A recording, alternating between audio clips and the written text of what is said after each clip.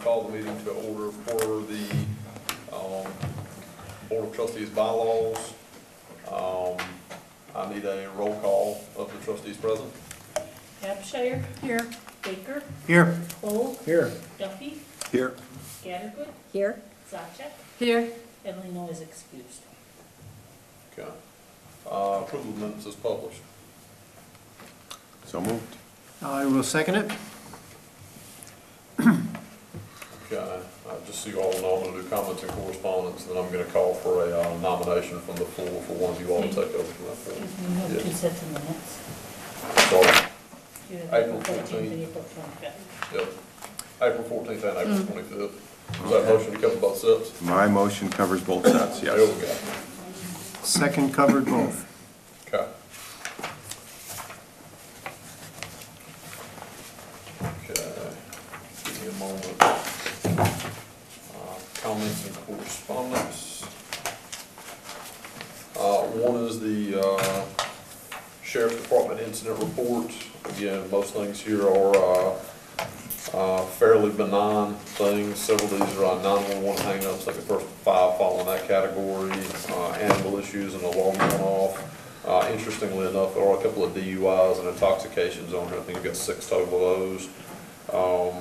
The rest of these are, again, just general checking up on. Had 2 incidences of theft, 1 incidence of vandalism, 1 incidence of trespassing. So in terms of violent crime, next to none. So always good to see that. I've seen much worse on these. So this is, I don't know, but never mind, I guess I shouldn't say it on the record.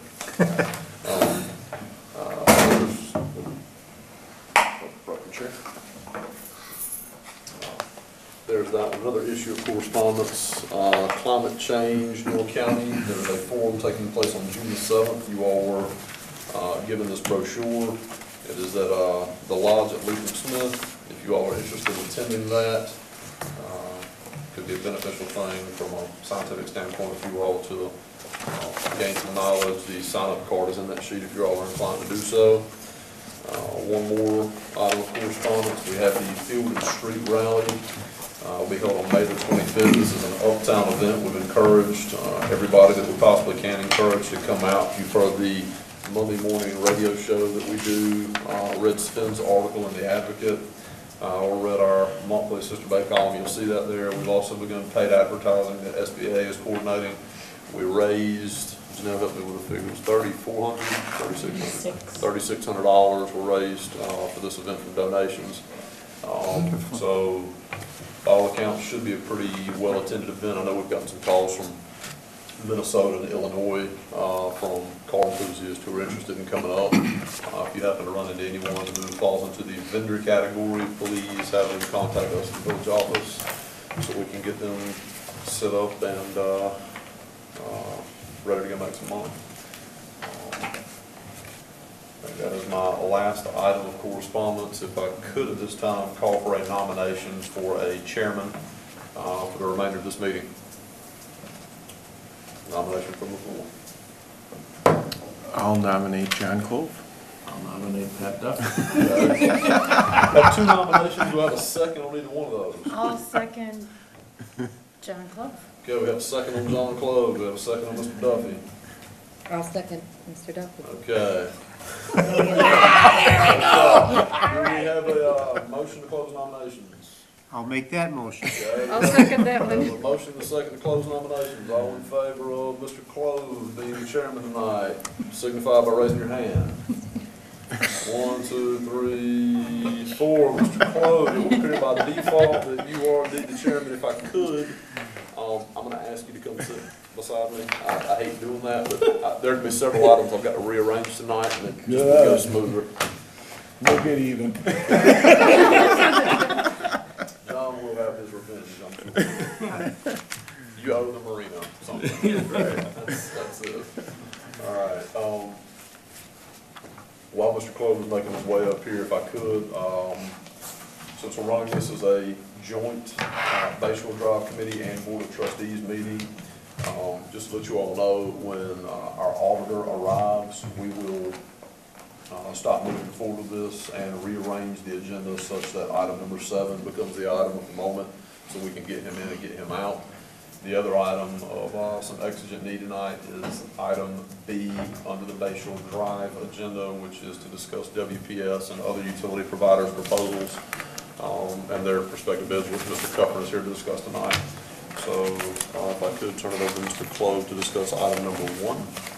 Okay, have we done comments and correspondence from the audience on a non-agenda item? No. Any comments, correspondence from the audience on a non-agenda item? Anything? Okay. Agenda item number 1, open board review. Consider a motion to adjourn until June 17th from 5 to 7. We have a motion to open the board review. I'll make that motion. Second? All in favor? Aye. We have a motion to close the board of review. Adjourn. Adjourn the board of review. I'll make that motion. Second? Okay. All in favor? Aye. Just to clarify the motion, adjournment until June 17th, which is a Tuesday, from 5 to 7 here at the fire station. Okay. Item number 2, discuss and consider a motion to amend the Village of Sister Bay Board of Trustees bylaws. Are we going to do that or not? Items number 2, 3, and 4, I would request that you all make a motion to table.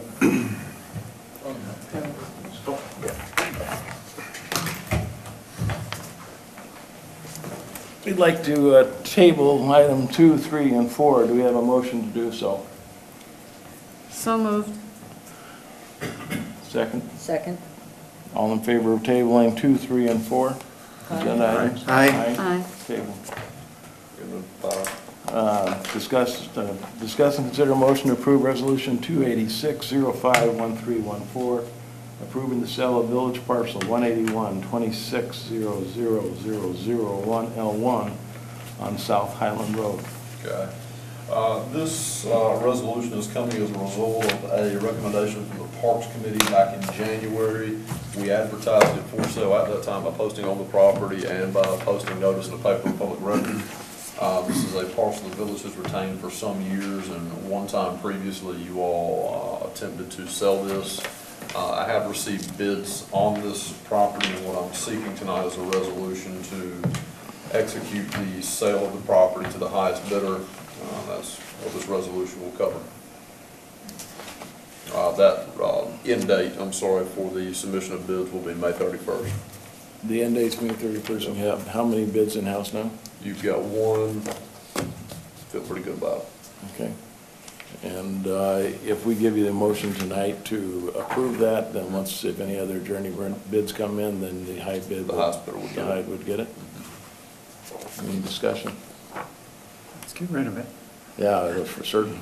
So, Let's get rid of it. The parcel in question is a fully buildable or? The parcel in question is under current zoning regulations, a non-buildable lot, approximately 15,000 square feet. For it to be buildable in R1 would need to be 20,000 square feet.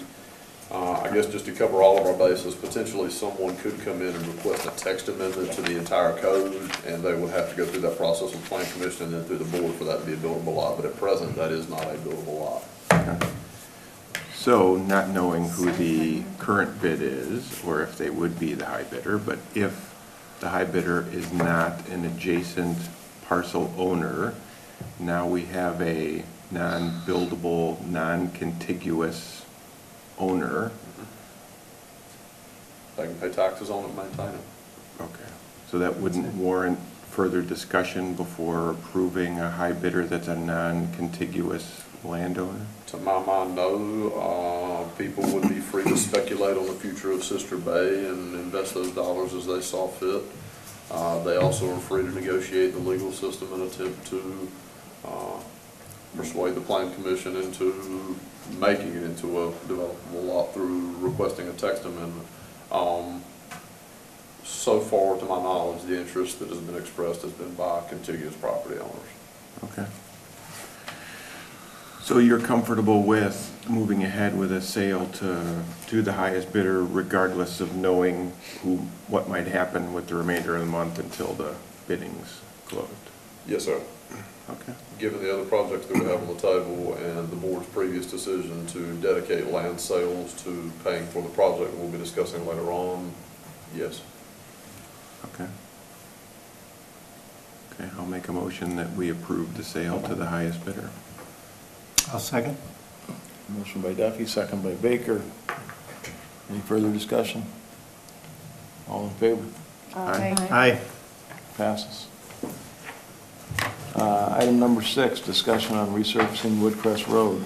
Zeke? Okay, so, ladies and gentlemen, Parks has previously approved the resurfacing of Scandia Road with the addition of approximately 2.5 inches of gravel on the use of a pulverization process to resurface that road. The last time it was resurfaced, based on what I've been told, was 1972. The resurfacing of Woodcrest up to Autumn Court has also already been approved by this board. It took Mr. Closure with the county a little while longer to get us the estimate on the second half of that. You'll see that located in the document directly behind the board report. The total cost for that was $32,000. If we just did the repair, if we added on another 2 inches of gravel to the entire road base, that would be $5,700. In the current contract with Dorner, just to give you some idea of what's taking place, the end of Scandia Road that was slated to have asphalt put back down, we will, instead of going ahead and moving forward with putting in a hot patch, coming back and pulverizing that into gravel and then re-asphalting it with hot patch for a cost of about $6,000. We are going to not spend the initial $6,000 so that our overall project cost with the utilities is decreased by that $6,000 amount. Can you explain that a little bit, Zeke? When you say that, does that mean like from Beardo's gas station up to the Marina parking lot? Is that what you're talking about? Right there, yeah, it's almost to Christie's. That's gravel. house. Okay, Yeah, so it's that's gravel. all gravel, that's Right. gonna stay gravel Until and, the last week of May or first week of June, when the county can get up and do the pulverization. okay, Yeah. for this year, we're not waiting for the reconstruction of the highway No, it's next just year? for a couple of Okay. weeks. All right, No. It would make sense to save $6,000 for a couple of weeks Okay. to drive on it as gravel and then come Certainly, back. and sorry, I was pulverize thinking it was, you were talking about until No, the end of I- 2015, I apologize. so I was wondering about that. Yes, All sir. right, thank you. This second portion, one thing that I thought was going to occur was that I was gonna be able to acquire gravel from Dorner at a significant discount. As they moved through their project, originally they had estimated we'd have about 500 tons, which would complete a substantial portion of this resurfacing. As it turns out, they ended up with virtually no tonnage of gravel after the project was all said and done. So whereas I thought I'd be able to give us a little bit of cost savings there, it just worked out that there's not. However, the benefit of it is we did receive a $9,000 credit on top of not having a $6,000 expenditure for leaving 3/4 inch gravel in place in the project. So there's that credit, okay, there. Mr. Cuffrin, who's in attendance tonight, did write a grant for LRIP funds back during his tenure. So there's $15,000 in LRIP funding available to us for these road projects. The county has had those essentially in escrow until we got ready to resurface. Woodcrest, I think, was last done in 1978. The number one issue cited by citizens continually is potholes. In conversation with Mr. Kaloji about how this road base would hold up, I asked him explicitly, given the traffic we have from the wastewater haulers and from the large boats that move up and down it, is this going to be a situation we're going to put in this new roadway and it's going to deteriorate in a rapid fashion? And he assured me that as long as we go with the gravel base installation pulverized into the asphalt, that there should be a road base that's there for a substantial period of time. So what I'm looking for tonight is approval of another approximately $37,700 to go towards this project. Ms. Newman has written a wonderful board report about where those capital costs can come from. This time I'd like to turn it over to her to make statements thereof.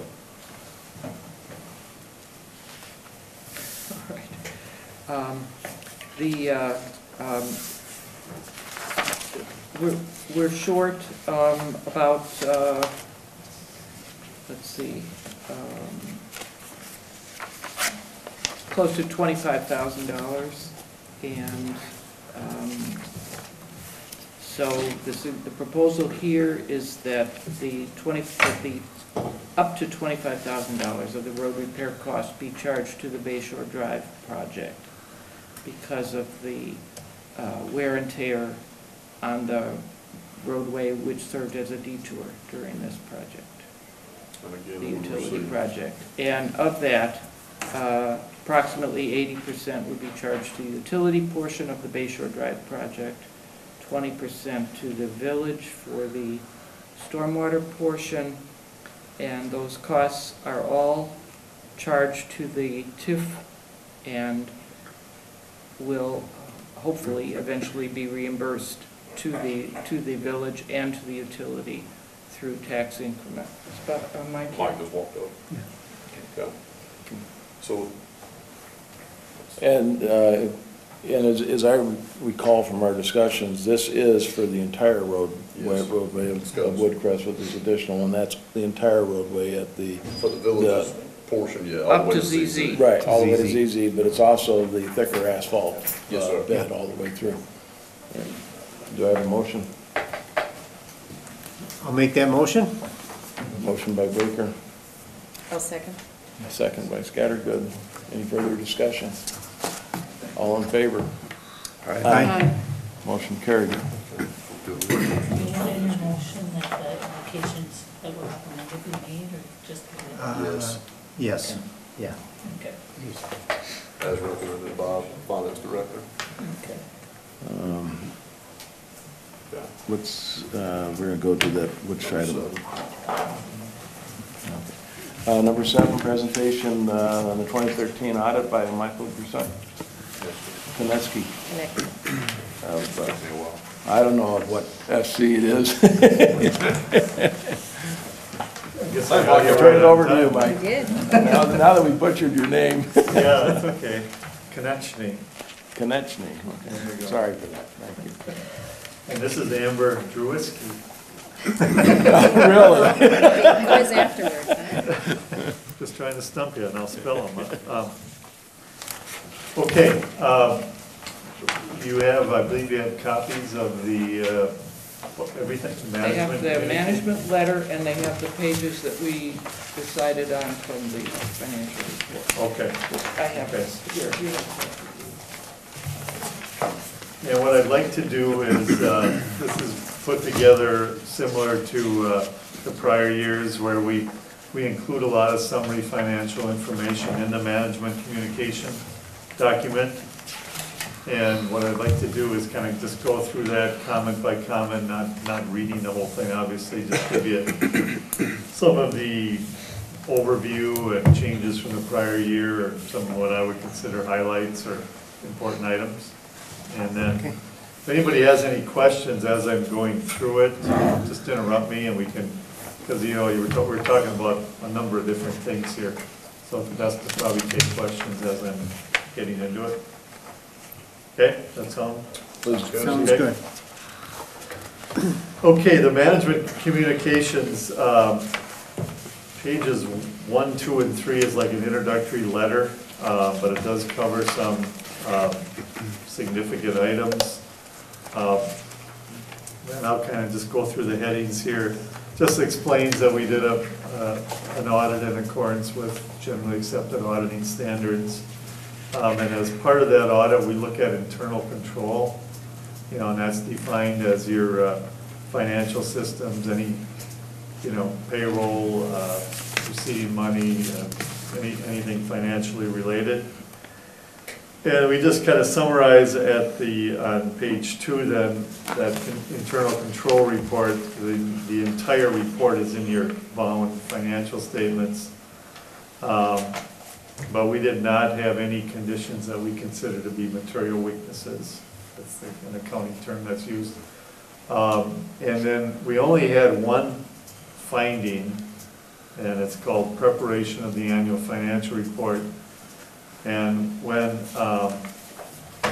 as part of our service to the audit, we prepare the financial statements, this bound document, and, or will be bound. And when, a lot of large governments, City of Green Bay, Brown County, they have CPAs on staff and they do their own report.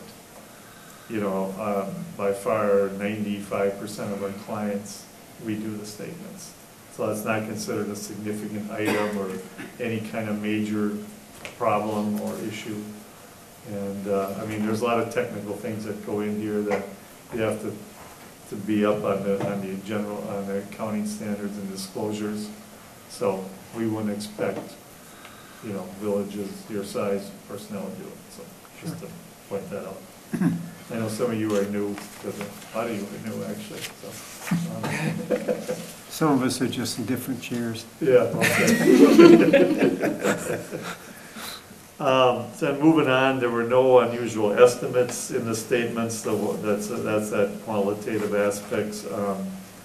The only estimates we really have in here are depreciation, where we write off a truck over 10 years, it might last 12 or something like that.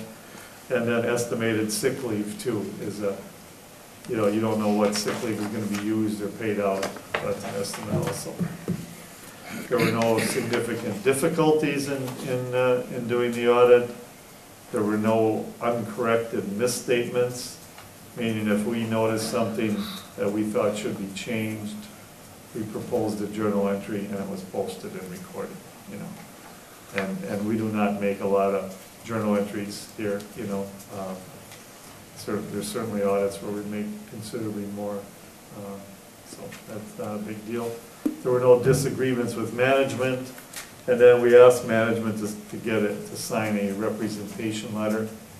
That'll be signed, and I guess we do have, I don't know if we have it or not, anyway, we'll get that. That'll be attached to the final copy. So that's the introduction. So get that out of the way, then go to page 4. And page 4 is the comparative of your, what we call your governmental fund balances.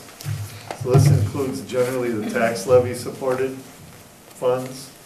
Does not include your utilities or your marina. And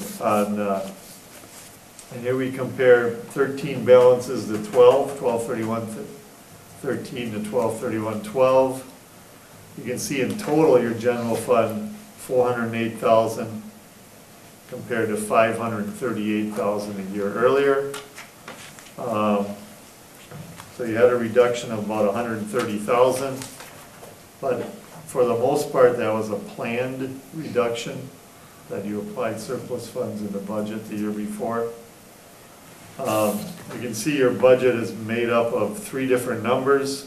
You had some was spent in inventory already, but then you also applied another 148,000 in the 14 budget.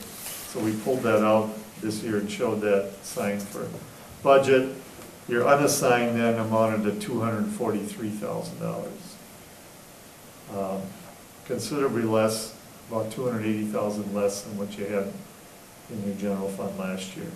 What was the desired amount to have in there? I think at one time you had told us to raise that or lower it from what we had. Your policy is at 15%. Look at the note at the bottom. At the bottom there. And that is a, you know, that kind of meets the national standard. I mean, there is the government finance officers nationally recommend 2 months expenditures, you know, 16 or whatever, you know, roughly 15% is what's nationally recommended. So you are, that's where you are now, but yours is 25. Your policy is 25. So your policy is a little higher.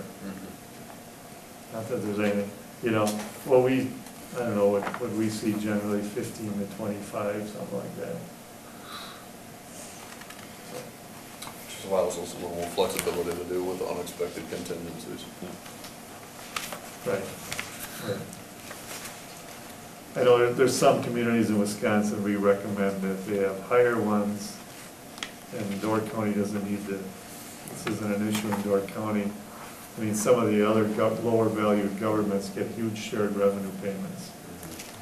So they get maybe 50% of the revenues the 3rd week in November, because the state pays the shared revenues the 3rd week in November.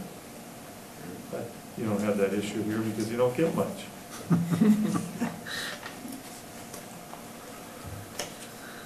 Then the other funds, we have special revenue funds for the ice rink and the skate park, two relatively small operations that have had revenues and kind of fund their operation through revenues.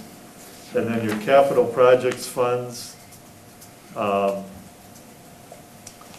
we have a long-term advance to other funds. Part of that money in the tax incremental district has been loaned to the marina, and that's not a spendable amount right now. So that's backed by that long-term advance. You do have $377,000 in your tax incremental district fund, and $1.3 million that was for other capital projects at your end. We got a little more information on that on the next page. Any questions on that? Funds? Okay. Page 5 then is your capital projects fund. Details the activity in 13 compared to 12. I guess not a lot happened in 13. Certainly a lot more happening in 14, you know, as everybody knows. But you put 180,000 of taxes in here. You had just various small projects done. You did transfer some money out to debt service, and had some other transfers in. So you had a change of 232,000. You started the year $1,085,000, ended the year with $1,318,000, which I believe, which is in your budget and earmarked for a number of different things, or committed, I guess is a better term than earmarked. Okay, then just jump into some of the other operations. Page 6 is a comparative income statement on the water utility.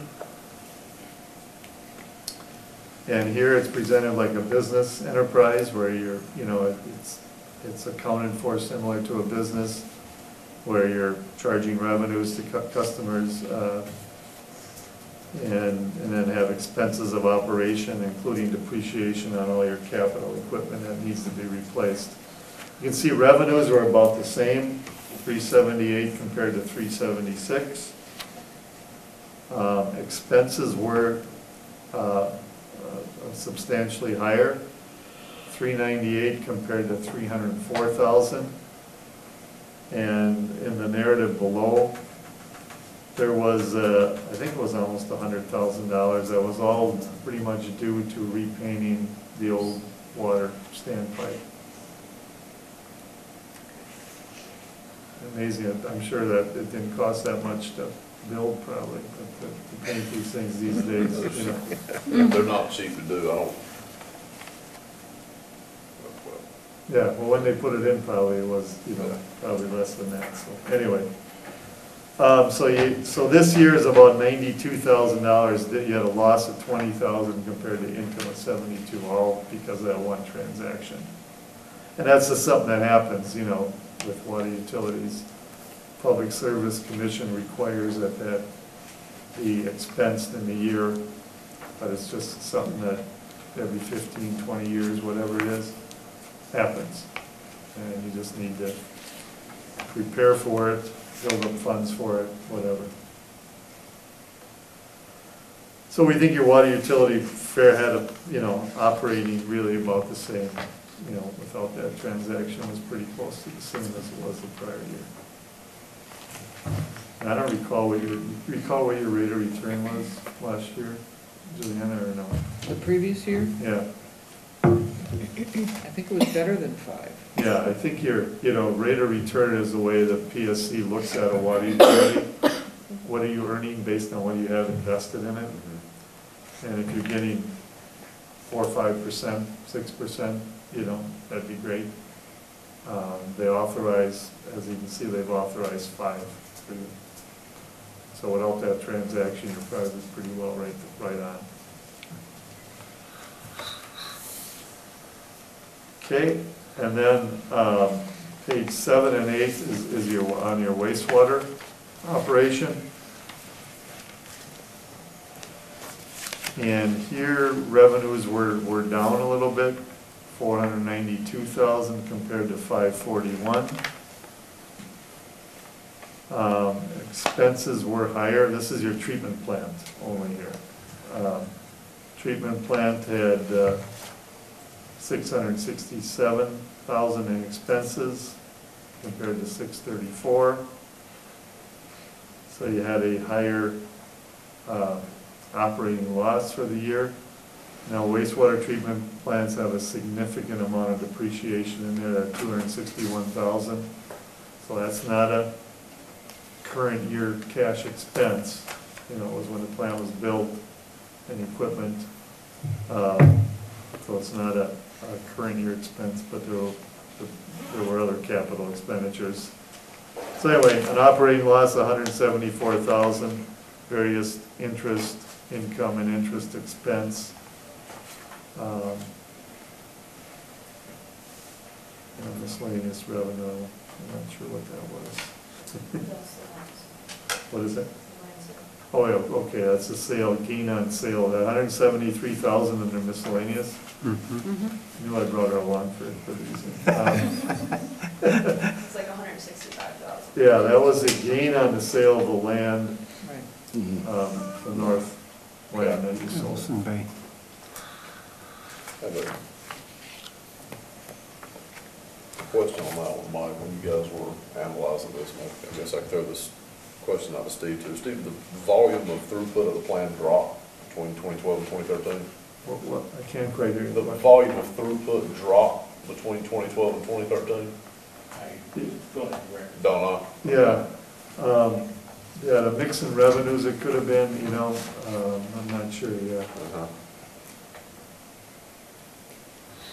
That miscellaneous that number contains the land sale amount, which was actually $250,000. But the miscellaneous also contains a number of non-operating expenses. So that Okay. the 250, people might wonder why the 250 isn't Well, the showing. 250 was the cash that you guys received, so then we have to take off the purchase price. So the actual gain, I think, was Oh, okay. 65. We have to take off the. We can show that gain separately. I mean, that's probably a better, you Might know, be a good idea. why don't we do that? Yeah, yeah. What I'm wondering too, that might make sense Yeah. in Yeah. light of Litigation further Yeah. down the road. Oh, you don't want to show it separately? No, we do. Oh, you No, I don't? think we should spell out I agree with Pat. the Total. sale, the total revenue from sale of property. What's the gain? It's the amount in excess of what you paid for it. Yeah, I understand what you're saying, but Splitting- for other reasons, I think it would be important for us to, I think we should have both of them, Pat. okay, When we look at it like that, because that way it's a, just so there's record of receiving a Yep. certain amount for the sale, that if Versus that were the to come input. back for some reason, we can say, this is what was sought, this is what we hopefully still have yep. somewhere. But I agree with both of them. You definitely want to have your cost basis in there as well. Yeah, So that's good. We have all that on record, so if Right. it does Yep. come up, you know, if we're splitting up the pie, we make sure we're splitting up the pie on the right net. Don't even go down that road, Yeah. Right. but yeah.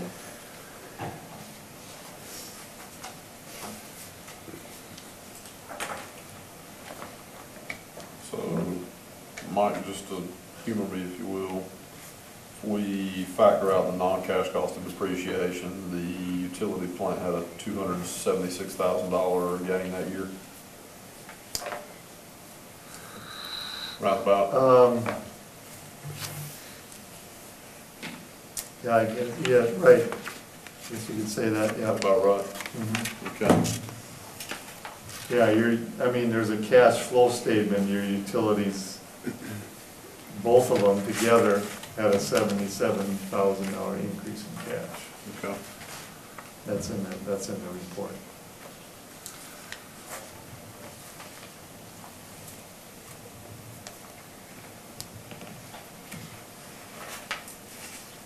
Okay. And then the collection system, you know, it's separated out on page 8. Is the,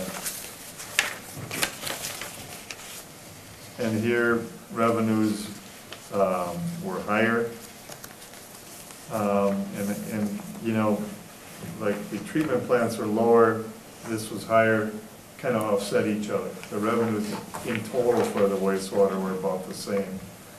And I don't know if you used a different method of allocating them, but anyway, I don't think so. But anyway, this is, so like I said, the mix maybe might have been different in the revenue source. Expenses were higher tier 2, 173,000 compared to 154. So you had operating income 63,000 compared to 40. Yep. And then some various connection fees, interest income, impact fees. Yeah. Something there's just a couple of incongruencies across here. Water department, if I look at that, general customers, top line under operating revenue, 2013, 251, 497, 2012, 255, 573, so there's a drop going from 2012 to 2013. Same with the wastewater treatment plant operating revenues, 2012, 376, 539, 2013, 349, 155, and then we get back on the collection side, we're seeing an increase. Yeah, I mean, in total, the wastewater looks right on. Okay. So that's what I'm wondering if there was a, Didn't we have a change in the cost structure? Yeah, we had a Yeah. change in the cost structure of haulers or collection versus, yeah. Well, I guess what I'm looking at is headline revenue there, that even if you had a change in cost structure, what that adds up to me. I'll go back and look. I'll do that. No. Yeah, I'm not sure. Okay. The sewer payments are allocated between wastewater and collection on our books. As far as I know, the formulas for that have not changed, but Okay. we can look into that. Okay. I thought we did. I thought it was last year, there was a difference in the price per gallon or amount hauled or received. Yeah. For the when was your bulk, rate yes. increase in July? No. Yes, Okay, so. went into effect in July. So if you want to evaluate, but I mean, it looks like something changed to get that different split. You know, you've got the same amount of money, Mhm. but it's how you're categorizing it. Right. Yeah.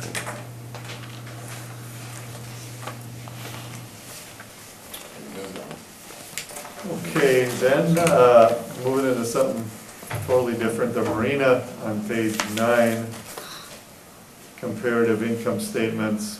And your marina is operating as an enterprise fund, meaning the capital assets are on there and long-term debt is on the marina's balance sheet. Revenue's $557,000 in 13 compared to about $550 in 12. Operating expenses, $483 in 2013 compared to $465. So an increase of about $18,000 in expenses. And an operating income, $73,000 compared to $84. And then non-operating, a significant item there is the interest on long-term debt. Because the marina is got about $1.8 million in debt, long-term debt. So there's significant interest on that. And then moving on down, net loss before transfers. And then there's a transfer out to the general fund for a property tax equivalent of $161,000. So that gives you a, we call it change in net position. You could call it, that's the ultimate net book loss of $184,000. Can I ask a question on the property tax equivalent? So we have one on our marina, we don't have one on our utility. Both are running as enterprise funds. What's your experience? Is it general to have them on any enterprise fund or not on utilities for some reason, or? If I could piggyback on one of your questions. One would be, Mike, in your experience, how many other entities operate their marinas as enterprise funds? There's none of the other Door County ones do it. I'm well aware of that. And I'm not, I guess I'm not, we don't work for any other big marinas, so I'm not sure. Okay, so then what would be the, piggybacking into Pat's, yeah, I guess the alternative to, if you're saying they don't work as an enterprise fund, then they're just part of the general village. Well, they could be what you call a special revenue fund, and you know, operate them on a cash flow type basis. I mean, it does make sense in a theoretical world to operate them as an enterprise fund, because it's a user recreational. We do work for a lot of municipal golf courses, a lot of them, and they're all operated as enterprise funds. Okay. They're expected to replace their carts and whatever with fees, you know. And the marina, you kind of look at it the same way. It's a recreational activity, and the users and not the general taxpayer should be financing, placing the docks and boathouse and whatever, you know. Of your municipal golf courses, that you say a lot of municipalities have, a golf course they operate as a enterprise fund. Yes.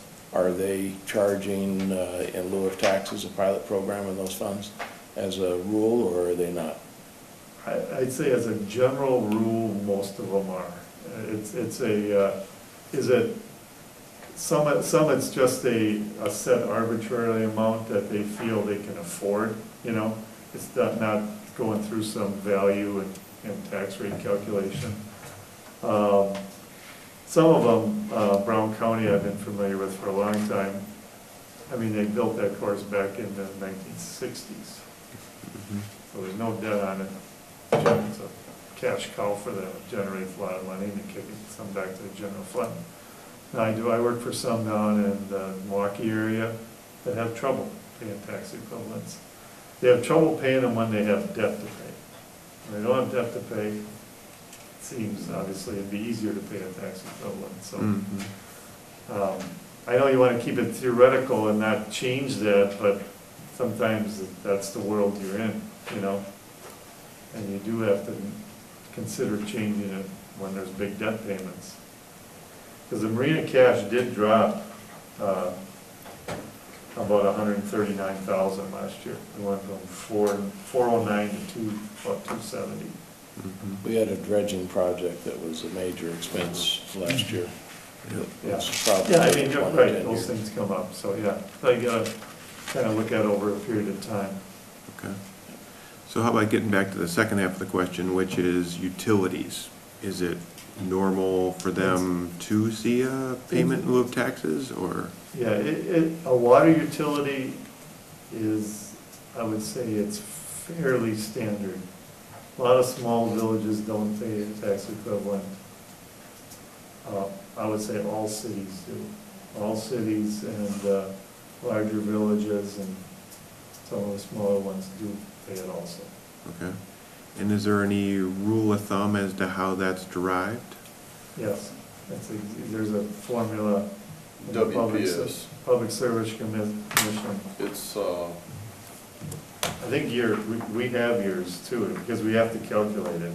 It takes into effect your tax rates and then also your total claims, equipment and stuff within the village's lines. If it's outside the village, you have to take that out and then it's calculated. I mean, it was set 100 years ago, so. Okay. It only takes part of your local rate. Mhm. Takes the local and the school rate, but it takes it on the historical cost of the plant, Okay. which may or may not be in relation to what it's really worth or appraised at or whatever. And yours is, I thought it was 70,000, it's wasn't it? about 40. No. 41. 41,000 is what's calculated. Okay. That'd be the only, I mean, you couldn't charge more than that. Okay. Ways and explain Could that. do Couldn't less. charge more. WPS sets the amount that we can charge, and it's based on that 5% valuation, correct, Mike? The PSC, you mean? Yeah, I'm sorry, The PSC, PSC said it's based on $4.5 million of asset value. asset value times your net, takes your local rate and your school rate and subtracts your state credit, if you understand tax bills. So it doesn't take the county or the. Yeah, our rate of the rate, I think, is taking county as well as schools and everything else out of it, in addition to the village, is what they're calculating the pilot program on. Yeah, If we, if I could offer this gentleman, the audit is fruitful in terms of illustrating some things. I think we would do best to have a lengthy conversation about that at another venue. yeah, and you can, actually, you can do that without PSC approval. I think you have a resolution on file that you will not charge it though. That we have a waiver on file. Yeah, so we'd have to rescind that motion or resolution that the Public Service Commission has if you were gonna do that. Dom, you have a, Well, if, when you continue this in other conversation, I'm wondering about the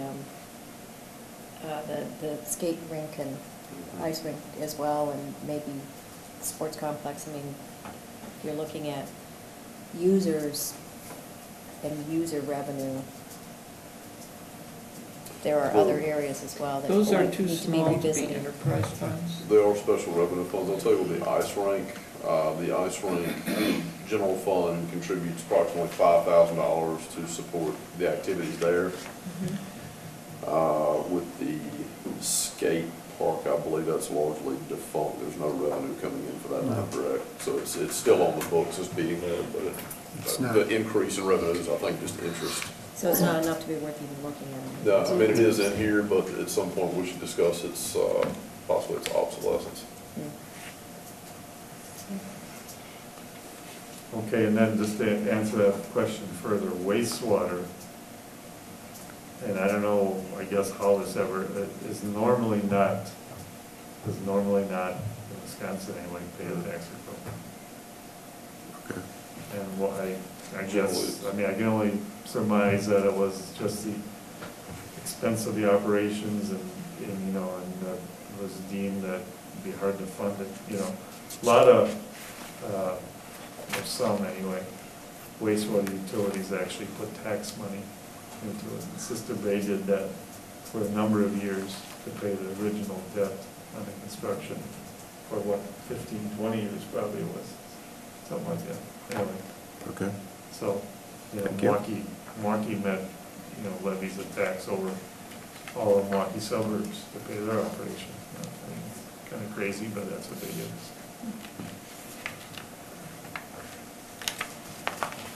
Okay, then just kind of some other information on page 6 that we don't have otherwhere else in the report is or page 10, number 6, sorry, is the restricted cash and investments.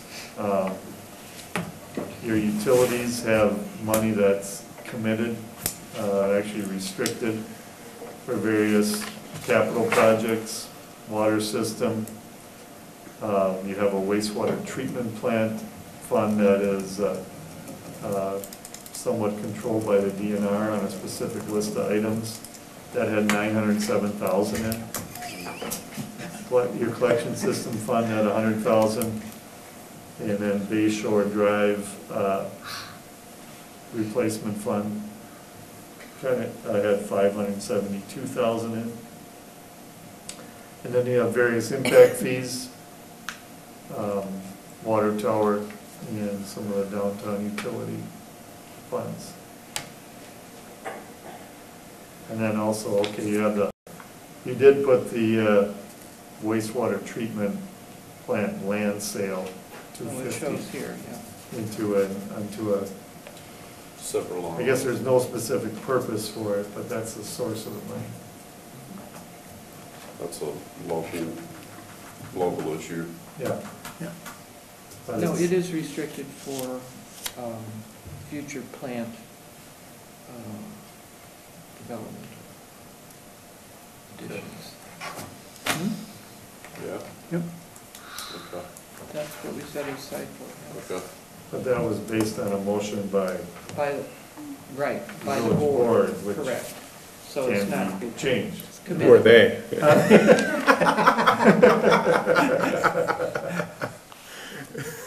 There's not an outside restriction on it, per se. Correct. Okay, page 11 is the tax incremental financing district report. And maybe this looks complicated to some of you, but, and I don't know if I could just maybe briefly go over how a TIF district works, if you want. I mean, the value in a tax incremental district is frozen when you create it. And then as value is added, through additional buildings and whatever, the full tax on that additional value is called the tax increment. It's a full tax rate. It's not just the local rate, it's the school, county, and everybody's rate on that. The marina rate. Yeah. Anyway, sorry. Yeah. So anyway, so that money comes back to the village as a revenue in this fund, and then is used to reimburse the village for utilities and general development costs. Now, you have not had an increment yet. Well, There was one I guess calculated. there was one calculated.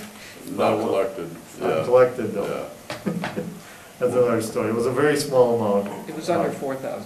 Yeah. so $3,600 was to be collected next year per the Department of Revenue. That they're gonna make it work.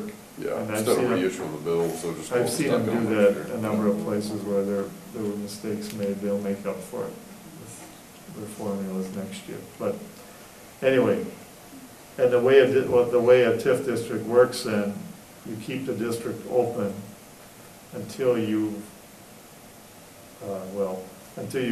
recovered everything you've spent on that through projects from the tax increment. But isn't there a timeline on it? There's 20 years or something like yeah, that? the one you got has a 20-year timeline on it. Then I believe we'll go back for another 3 years, is that correct? An extension on that? There are some ways to get extensions and do different things with amended, yes. And there's one more piece of legislation that recently has gone through. I've not had the opportunity to research it yet. You may know right off the top of your head, but the legislature is allowing a one-time revaluation of TIF districts to reset the base value. Are you familiar with that? Yes, yes. And you did that once already. Yeah. Which was a smart move, yeah.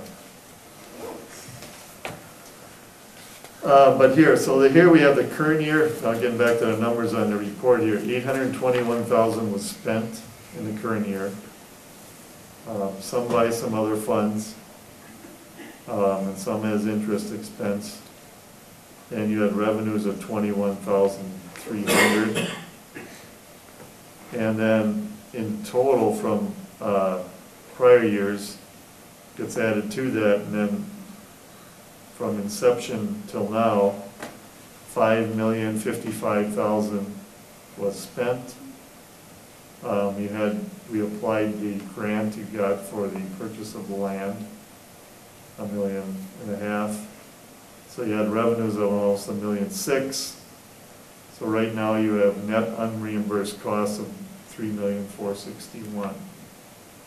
And then we reconcile that to the cash on hand, outstanding debt of $3,445,000.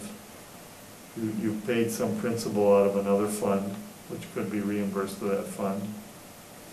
And then you take your net project cost less paid by other funds, get down to that, and that's your fund balance at year end, $1,156,000.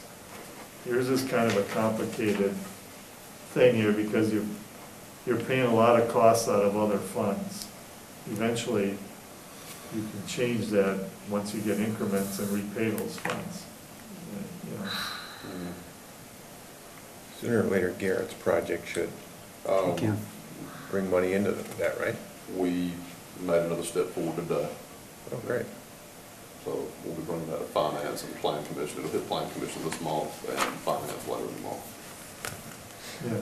So what happens in case of like a Wild Tomato? They purchase a land that has an asset, a building on it, they raise that building and they improve the parcel. Total value that is of an increased value above and beyond what was there, then gets. So they'll get a counted in the new increment. tax assessment based upon the improved value and whatever difference there might be. Yeah. For example, the beach project that we're putting in, I had our assessor go back and look at what the impact of the beach project would be on the total TIF area, and it was a few $100,000 in increased value just by having the beach installed in value to the adjacent property owner. So we should see some benefit there just from the beach project as well as up the TIF district. Yeah, you gotta keep in mind there's a substantial lag, you know, Sure. because, you Yep. know, the tax levy Yep, get it. is always at least a year behind and sometimes more than that. Right, too, yeah, Yeah. eventually, Pat. Yeah. As long as there's hope. Okay, and then going to page 12, we just have one comment and recommendation. And it has to do with kind of the receipting policy, acknowledging collections received, because that, I mean, and there's two types of revenues that come in the village. There's what we call general revenues and utility revenues. Somebody paying their utility bill. And right now, the procedures aren't where the money coming in isn't always acknowledged the same day it comes in. And I always say there's two purposes for a receipt. One is, you know, if somebody pays $20 in cash, you would expect to walk away with a receipt for the customer. But another reason, and even at least as significant, is it creates a record that something's been received in the office. A check in the mail, a utility bill. It's for an internal control purposes, and that should be acknowledged at the time it comes in. Generally, you open the mail, and if you get general receipts, you write a receipt, or you key it in the system. And the same thing with the utility bill, that'd be keyed in at least the same day. On this one, we'll show those We've been miscellaneous. operating, at least on the village side, with kind of an antiquated system of an old-fashioned receipt book. The reason, we have money in the capital fund for this year to buy a receipting module that will interface with our accounting software, and we're planning to move forward with that in the next couple of weeks. So it's nothing that we consider as a material weakness, but we just feel that, in our opinion, it would tighten up Will that work? receiving procedures, so. Excuse me. Will that work for the utility side too then, this module, Yes. for both sides?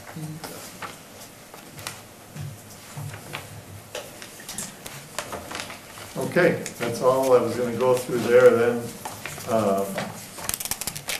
there were a few other things, let's see here. I know the one issue that we generally talked about was the long-term debt issue where the village sits with borrowed money. And that's in the financial report. And if you wanna go to pages 28, starts.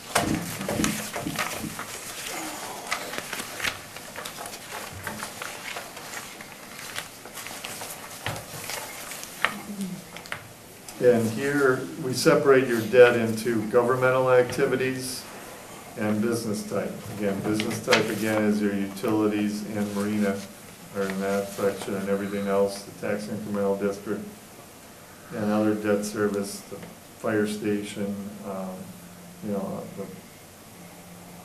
the park. Anyway, governmental activities, $12,406,000 outstanding. Paid off $375,000, ended the year with about $12,031,000 outstanding debt. Business type, 3,185,000 outstanding.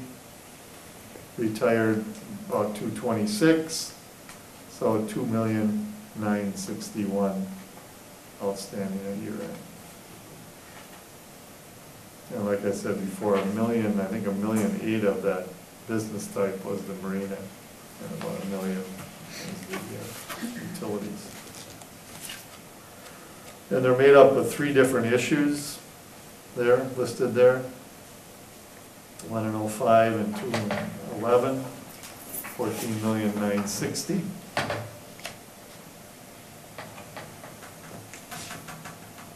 And they run, the 2 of them run to 2031.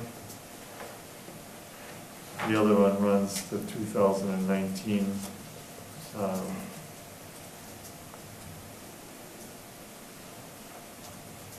And then there's your repayment schedule.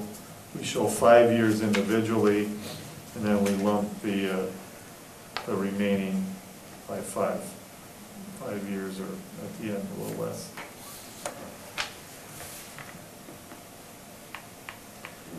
Even though you could say, I mean, you got some big numbers here for debt, if you look at this, you know, what they like to look at is, out of your total debt, how much is paid off in the next 5 years? That's kind of a significant analysis of somebody analyzing government statements. So you look at that, I was looking at this earlier today, you got out of 14.9 million, you're paying off $4 million in the next 5 years.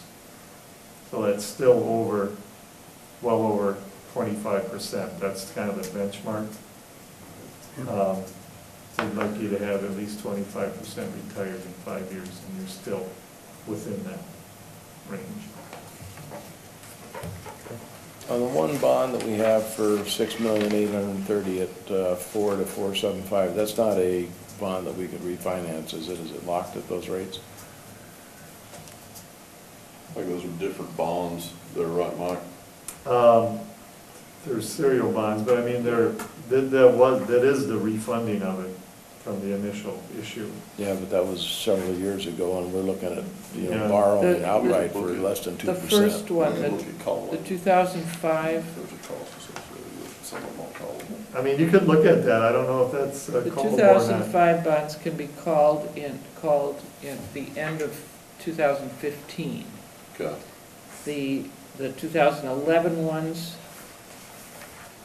I think it's like halfway through, so Yeah. 11 to 31 would be 21. 2021 Yeah, probably. that one's too far out, but if, Yeah.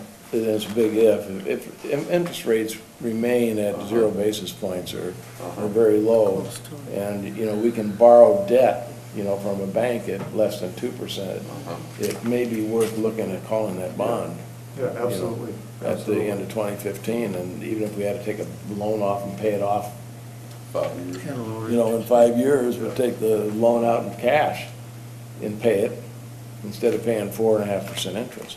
Get that 1.94, the origination fee is $500 on it, and, yeah, You pay for that yeah, in short order. I agree. And they can amortize it over 10 years as well. It's just they can only guarantee the interest rate for 5. So, Yeah, but it would, Yeah, I we mean- could cut it in half, it's like refinancing a house, I mean, Right. you're Yeah, gonna if save it's a lot of money. 2015, you're gonna have another $1 million paid off on it, so it's only gonna be low 2s.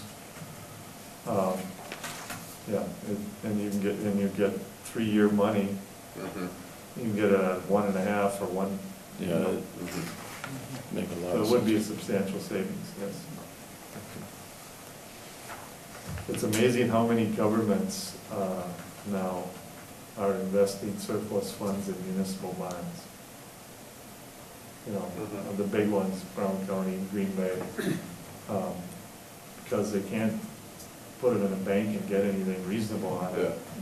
But they can buy the early years of school bonds or other village bonds, and you get 2%, 3%, well, they think that's great, It's based on what they get just buying a CD or a treasury bill. So it's something, you never saw that No. years ago, and now it's happening all over. No, 0 to 1's 100% increase, I mean. Yeah, they buy, Yeah. yeah, they even buy their own bonds Yeah. sometimes, Right.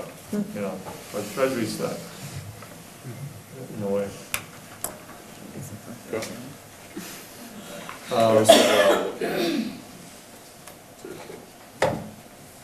Well, I'm wondering about the buy-own bonds thing. No. Well, that's self-financing. We're already doing that to some degree through interdepartmental transfers and reducing our interest costs by doing that. But what John was talking about with, if we can call some of these, we go to Baylock or one of the others Yep. and get money. The last time I went out to one of the local banks, I got it at 1.94. I just talked to one of them yesterday about Garrett's project. They're gonna get back to me on the rate on that. It would make sense for us to at least examine the possibility of calling these things and cutting that interest in half. Yeah. So, Yeah, absolutely. free You up get some, previous. free up some cash flow. Okay.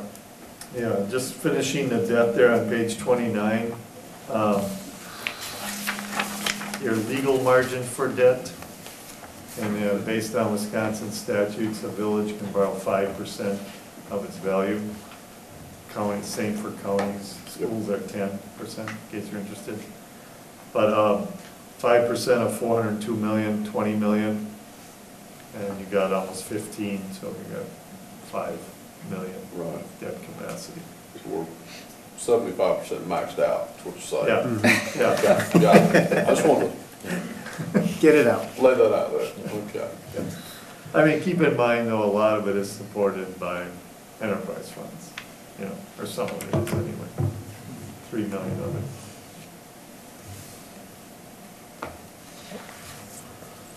Okay. Okay. What other pages were you on? The cash flows, I guess, is that, that was another one you copied selected You asked, pages? yeah, you asked for that, which page? I forgot what one. It's on 15, it's 15. Yeah, page 15, just I guess more from the marina point of view here than the utility. This is the cash flow of the marina, 529,000, this is on 15, the second column, 529 come from user charges. Suppliers and employees were the expenses, so you had 259 from operations. Then there's the transfer for the property, equivalent, 161. So that really left about 100,000 then left over. But you can see you had some capital that was purchased, money that was loaned out to the, what is that, going out to the TIF district for debt at 35,000. Did you say earlier, did I hear you right, that once the TIF district gets up and running, that some of that money could be Paid back. paid back to the marina? So I noticed there was like 35,000 in marina paid to the TIF district. Would that mean that in future years, Well- as the TIF grows, we could get that 35,000 back to the marina? I don't think the marina paid any TIF costs, have they? No, it's the other way around. Yeah. It's It's the going the other marina way. borrowed from the TIF. Yeah, We borrowed No, it. there is a small, in the, There's a $30,000 yeah, back from when, marina. in the first year 33,000, that yeah. Marina became an enterprise fund, there was some interest on debt paid. It's just 33. 33,598, that could be repaid at some point. That's the what marina. I'm asking, that Okay. 33,000 could be put back into the marina budget, Yeah, right? yeah. that How could soon be. can we do that?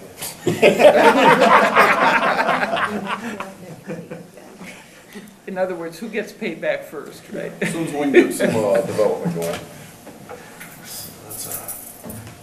But you can see after the tax equivalent, there's $100,000 left to pay about 200,000 in debt. Yeah, So, it's a losing proposition. It takes time. It's gathering steam, hopefully. Okay. Yeah, I think that's it. I'll take any other questions or comments or any, So I have a total out of the box question, back to calling that bond. Yes. And Can we, I have no idea whether this is too out of the box or not. I'm gonna call it a hedge loan. Can we entertain taking out a loan now while we know interest rates are low and holding on to that in anticipation of calling the bond next year? For the foreseeable future, as long as there is, as long as we're in the current market environment, the Federal Reserve will be remiss to raise rates. When you start, Yeah, so can we do See. it now? Can we Yeah, take out a well, loan I now? think Year and a half one of the- away. no, one of the things to think about is if you look at the Bank of Japan and what it's doing, money's even cheaper over there. And so the next time we hit a hiccup, the Fed will be in a position to have to depress loans possibly to negative interest rates, which is what the Japanese have Oh, so done. you think it's gonna go down? Yeah, it can still go down from where we are. It might, but. So I guess my opinion is, right now it's at 1.9, but that's still cheap. Mhm. Let's continue on. The stock market's at an all-time high. If that ever starts to deflate from an asset standpoint, money will become even cheaper. So why not wait? We can get a commitment, they'll hold for 90 to 120 days out, but that's really all the bank's comfortable in terms of holding Are we out. obligated to get a commitment? No. No. So if we start seeing it go up, that might be something Yeah, to if we consider. go and pull the trigger. And it's like with Garrett's project, I'm already in the middle of that, and same with our beach project, we have a bank letter of commitment for that as well. I think we're in good shape. Any other questions for Mike? You can't do a motion on this because it has to go to finance first, doesn't it? The original plan was to send this to finance and then to the board, but given what we've had going on in the last little bit, essentially what we need is just a motion to accept as presented. I'd entertain a motion to accept the audit as presented. So moved. Second? All in favor? Aye. Aye. Thank you, and thank you, Juliana, for, as usual, Yeah. outstanding Yeah. work, so there's not a lot of issues. Mike? Okay, Thank you. Thank you. Thank you, Mark. thanks for your time. Amber, thank you. Is it Amber? I'm sorry. Amber did all the work this time. That's good. Amber did a lot of the work, that's right. Item number 8, presentation on insurance issues from Scott Baker. Issues, no issues. If I could, one thing, and that would be to get Mr. Cuffin on his way, because we Which one is the? yeah, page 2. We need to move back up to item B under Bayshore Drive, the very top of the agenda. And I'd ask Mr. Cuffin to speak on this item for the Okay. Bayshore Drive portion of the meeting. Let's move to item number B, discuss and consider motion to recommend approval of bids. Would it be possible, I'm sorry, to have noted two things, just so it's on the record from the discussion about the audit, is that we have the potential to create a payment in lieu of taxes on the utility not to exceed $41,000. And we have the potential to reimburse the marina $33,000 as the TIF funds would be there to do so. Yeah, they're noted because you just said. Okay, do you want to repeat that again? Sure, if we can just note that according to our auditor, it would be I think, general practice to impose a payment in lieu of taxes on our water utility. About to investigate the imposition of a pilot on the utility and Okay. refer that to the appropriate committee for consideration. Okay. And that moves. And then the other one, Is just that there are $33,000 worth of expenses the marina could be reimbursed if and when the TIF fund has revenues to do so. 33, you said, right? Yeah, it's Thereabouts, $33,000. whatever is noted in the audit. Thank you. Item number B, Mr. Cuffrin, welcome back. It's more fun sitting out here, right? With the tan. Not pay so much attention when it's not All my. right, have a motion to adjourn. Wait a minute, I usually make that motion. Just to give the new members a little perspective, starting in '95, Bay Shore reconstruction, or no, 2005, the Bay Shore reconstruction project really started. Prior to that, in the mid-90s, the village had a committee, a beautification committee, I think was the name, that really identified the removal or burial of the overhead power lines as really making a dramatic change in the appearance of downtown and generally increasing property values. As the Bay Shore project proceeded, the committee actually discussed and viewed a variety of alternatives. Actually, I'm trying to think, I know Dave was on it, maybe Pat at that time, but the committee started with WPS and Frontier people, started at the top of the hill, way at the flagpole, walked all the way through downtown, looking at the locations of the poles, where the lines cross the street, the visual impact of the different locations, and the conditions of the poles, and developed 4 alternatives. And if you should have gotten in your packet a drawing that looks like that. I did that today. There were 4 alternatives that the committee really asked the utility people to prepare for, and in turn, DOT and DONI. So there's actually 3 separate groups. The what's somewhat been the preferred, the publicly, or the preferred alternative is the red line, which really starts at the intersection of Highway 57 and Bay Shore Drive, approximately a little bit around the corner of the old school property. It's probably closer to where the PRV valve is, where the lines come down and cross the hill. That's about the spot where they will start to vary. And basically vary everything, all the lines north to Scandia Road. That's the most expensive alternative. That's also the alternative that the Economic Development Committee has talked about, and the Planning Commission have talked about as having the biggest impact on properties like the Braun property, the Casperson property, the Frazzoni property, all the way to the Katursky property, as they all have the chance for redevelopment. The removal of those lines really changes the visuals, both of the buildings and out into the marina.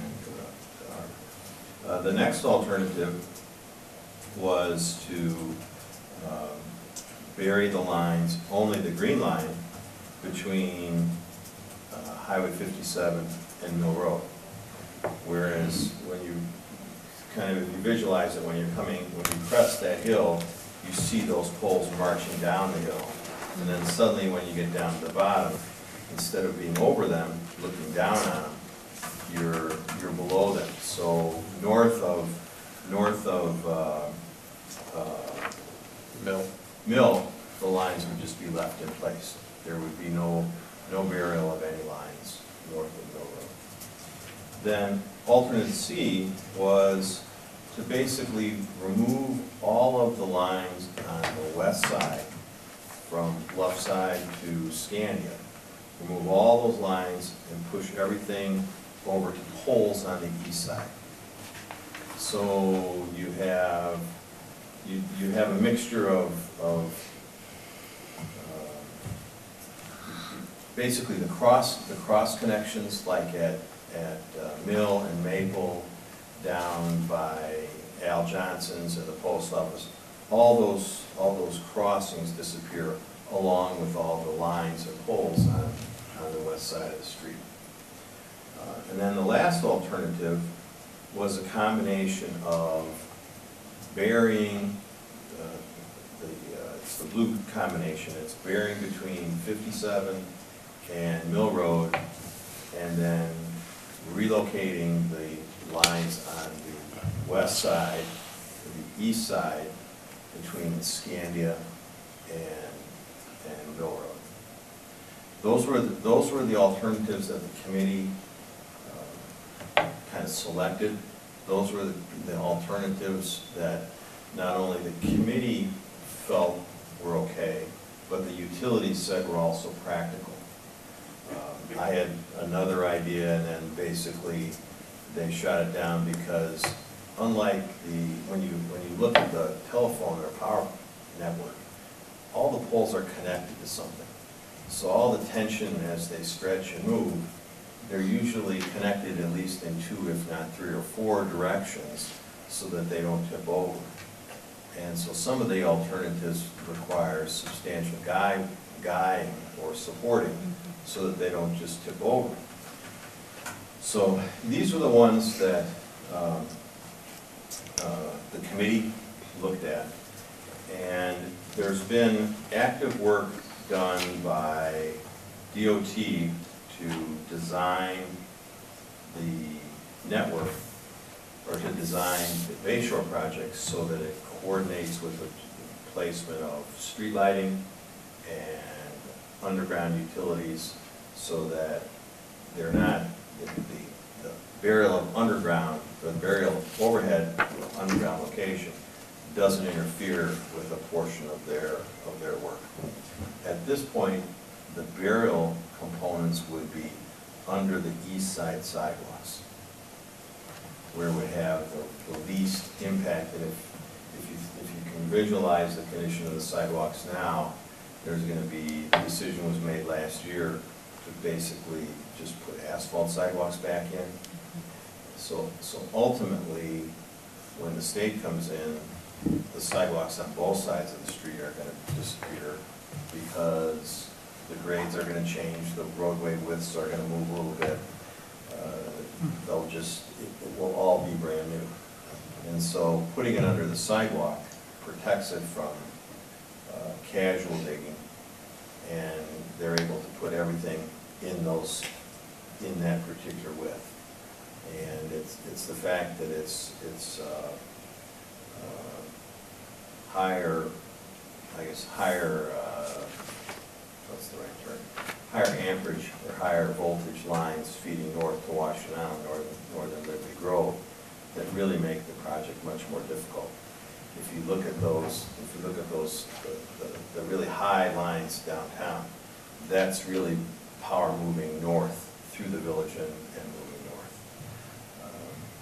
The state, in their project, they're expecting to start their work in 2015. And so in order for their rules and procedures to fall in place, they've got to have all of the utility burial work approved and agreed upon by June of this year, so that they can take it into account when they're finalizing their plans. So they've basically given the utilities, WPS, Frontier, Charter, and Insight, a deadline to get their final designs to the village, or to get their final designs to them so that they can proceed with design. The conversation I had with the WPS people was that until WPS, who's basically leading, it really all depends on WPS. The other ones are just minor players. They go where WPS goes. But the village board needs to have a final design, final cost, basically know what's going to happen before going to any of the private properties for easements for the transformer panels, similar to what was put at the Marina and Village Hall, the possible location of where those could be, the sizing of those. So in order for the project time-wise, WPS wanted to go to the public and talk about what was happening, when in fact the board hasn't even said, yes, we want to go ahead and do it. So I was able to get a delay till May 21st for the board to select an alternative, if any, and to basically authorize signing a contract with WPS for them to proceed. Did I see in the letter there that they want their money as well up front? Well, no, they're willing to do it off of a purchase order. Normally, like when you did your house, you paid them up front their estimated amount, and then they refunded you months later whatever they didn't spend.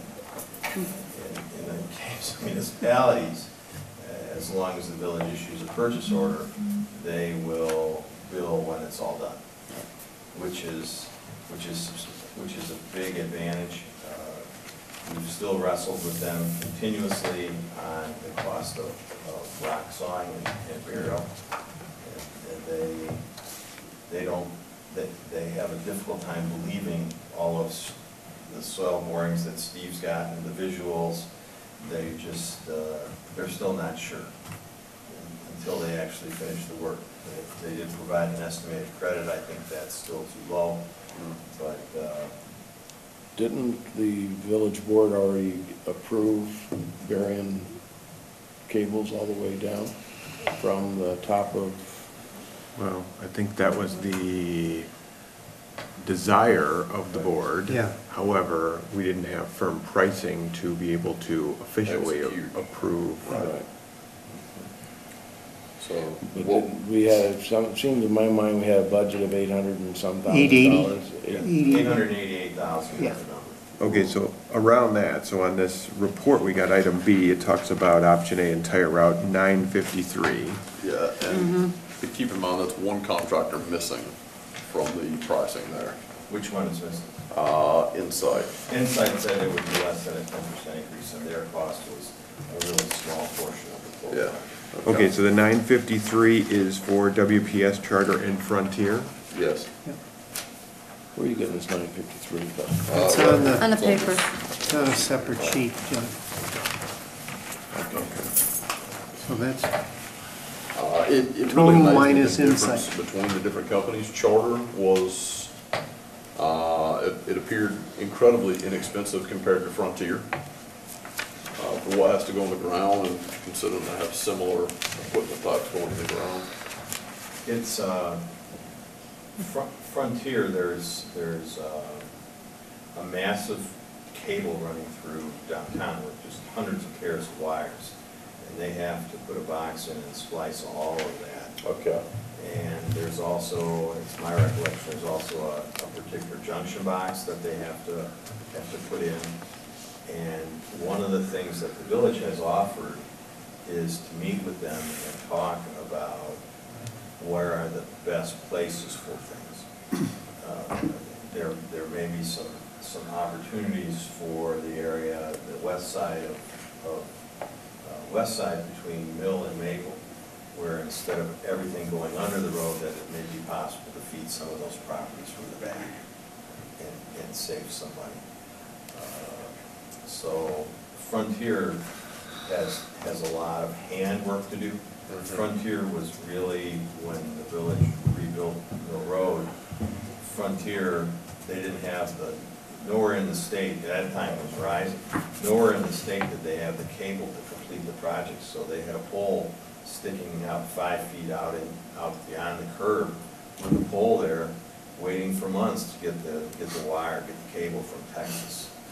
And so it's a big project for them.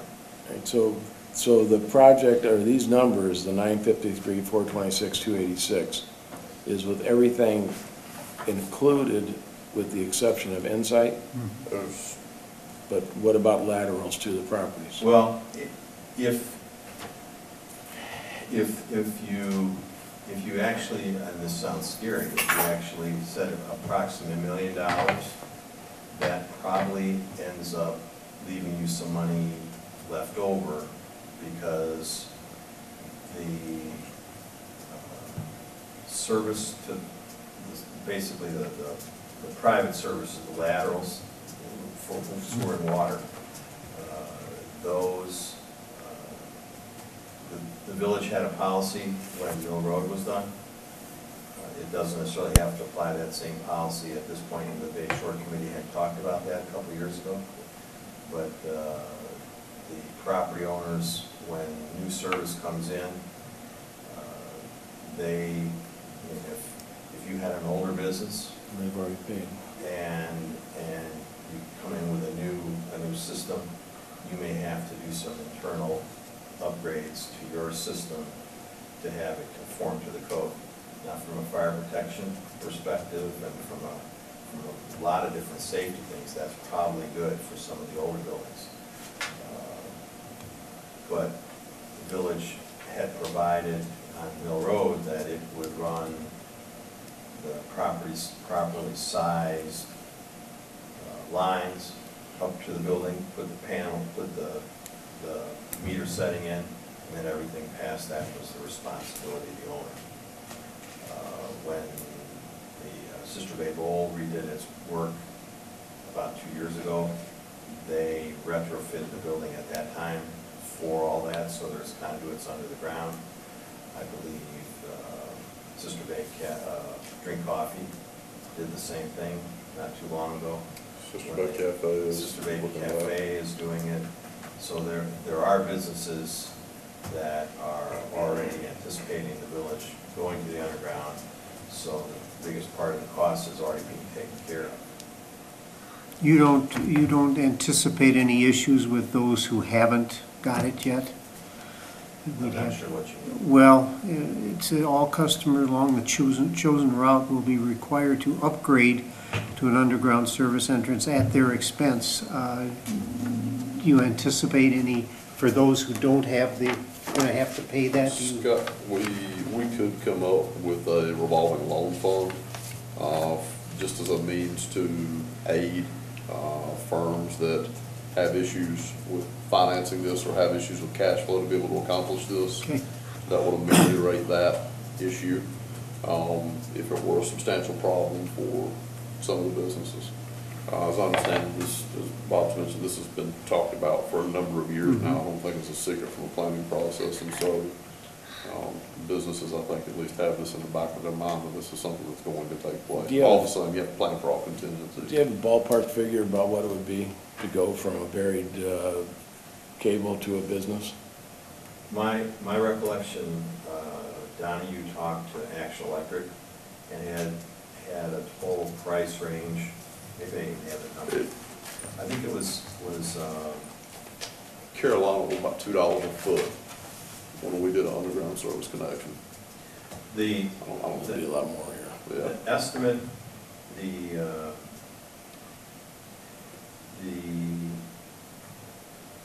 estimate was about 41.5 back in March of 2013, was about 41.5. To do all of them? Yes, that was option A. Okay. That was the option A. 41,540. Say, if you just inflate it and you say 45,000. Okay. If the village were to pick it up to do the option to bring it in. What I'm trying to find out is what kind of surprises are we gonna have if we say, let's bury them all? You know, what's gonna be the surprise that's gonna come up once they start saying, well, you know, now you have a transformer that's going over an easement on this, and you have to buy the property from this person, and you have to put the transformer in, and that's gonna be an additional 30,000, and then we have another property, there's another, you know, what are those? Well, the work that Donahue had done, Cost. the work that Donahue had completed was that some of the properties, like the Braun property, you could effectively assess them for 100% of the cost of the improvement going in because it's a vacant tract. A property like Casterson, where it's actively for sale with the intention of creating a clear site, or Katursky, you could potentially assess them. You do have, if you assess the owners, there's a policy in place for that. One of the things that will make it, where the village had indicated it would assist, is in trying to find locations for the green transformer panels, to help negotiate with the property owners so those were put in spots that work. Unfortunately, just like Marina found out, you can't take the green panels and paint them brown or red or any blue. You can't paint them any other color. You can't screen them with vegetation and fences. you can't make them inobtrusive because they're a vital part of the electrical network. And the electric utility must have access and must be able to get to them without having to open a gate. So if you're doing these panels, which we know we have to have, and I don't know how many of them. That's in this price. That's in the price. Is that acquisition price of the easement, or that property easement, or are you just taking it? Well, How are you, what's the price of property? well, the price of the property would be a relatively small square. You're not looking at enormous. If I could weigh in for a moment, the village has been incredibly gracious in the downtown area in providing for new water, sewer, new lighting, new storm sewer, new sidewalks, new bike lane, new crosswalks, new roadway at an enhanced cost. If the village were to take it upon itself, let's say $45,000 sum to get the line from the trunk over to the meter base, that's a substantial connection over, and placement of the actual base they're on. And I think where Bob was going with this is the cost is almost minuscule. If we were to get into the business of paying property owners for it, it would almost be insulting. I did a calculation the other day on one of these, and to do a 15 by 15 square was $258. I mean, it's a minuscule amount. It would seem that we would do better to go after and ask for the easement versus getting into the business of. I don't want to force anything. Sure. I want to ask for them anytime I can. I'm just trying to anticipate problems, like somebody saying, you're not going to do that, you're taking out my trees. You know who I'm talking about. And you can't put that box here. You've got Mr. Jacobson back there. The question I would have is, I don't believe that'd be a village easement. That's an easement for WPS. He's correct. The acquisition of that property Good point. may not be the village's. Good But point. is it going to be put into our cost? If WPS as a company has to acquire property in order to facilitate our burying of the cables, they're going to charge us for it one way or the other, whether it comes out of their coffers or ours. What they indicated was they're interested in someone from the village facilitating and working with the property owners to place the transformers where it works best for them, where it works for WPS, works for the property owner. They don't know anybody up here. And at this point, the electric company wants to start this work next March of 2015 and be done by May. Yeah. So, looking ahead, that's not a lot of time to pull all the pieces together, get all the approvals, get the necessary easements. It's just not a lot of time. I think it's like it is, but it's not. No, I'm interested in that time. I'm just trying to, I want to have a resolution to vote on, but we're still looking at a cost of, if we figured at $888,000 or our budget, and now we're looking at $1 million, and that in likelihood becomes $1.2 million, do we have that anywhere? Can we find those funds? Or is that going to force us into a different solution, half and half, or? You'll see in the board report that I prepared, and I prepared this without having the full estimates back from some of these companies, that we're in a position where we're going to be short,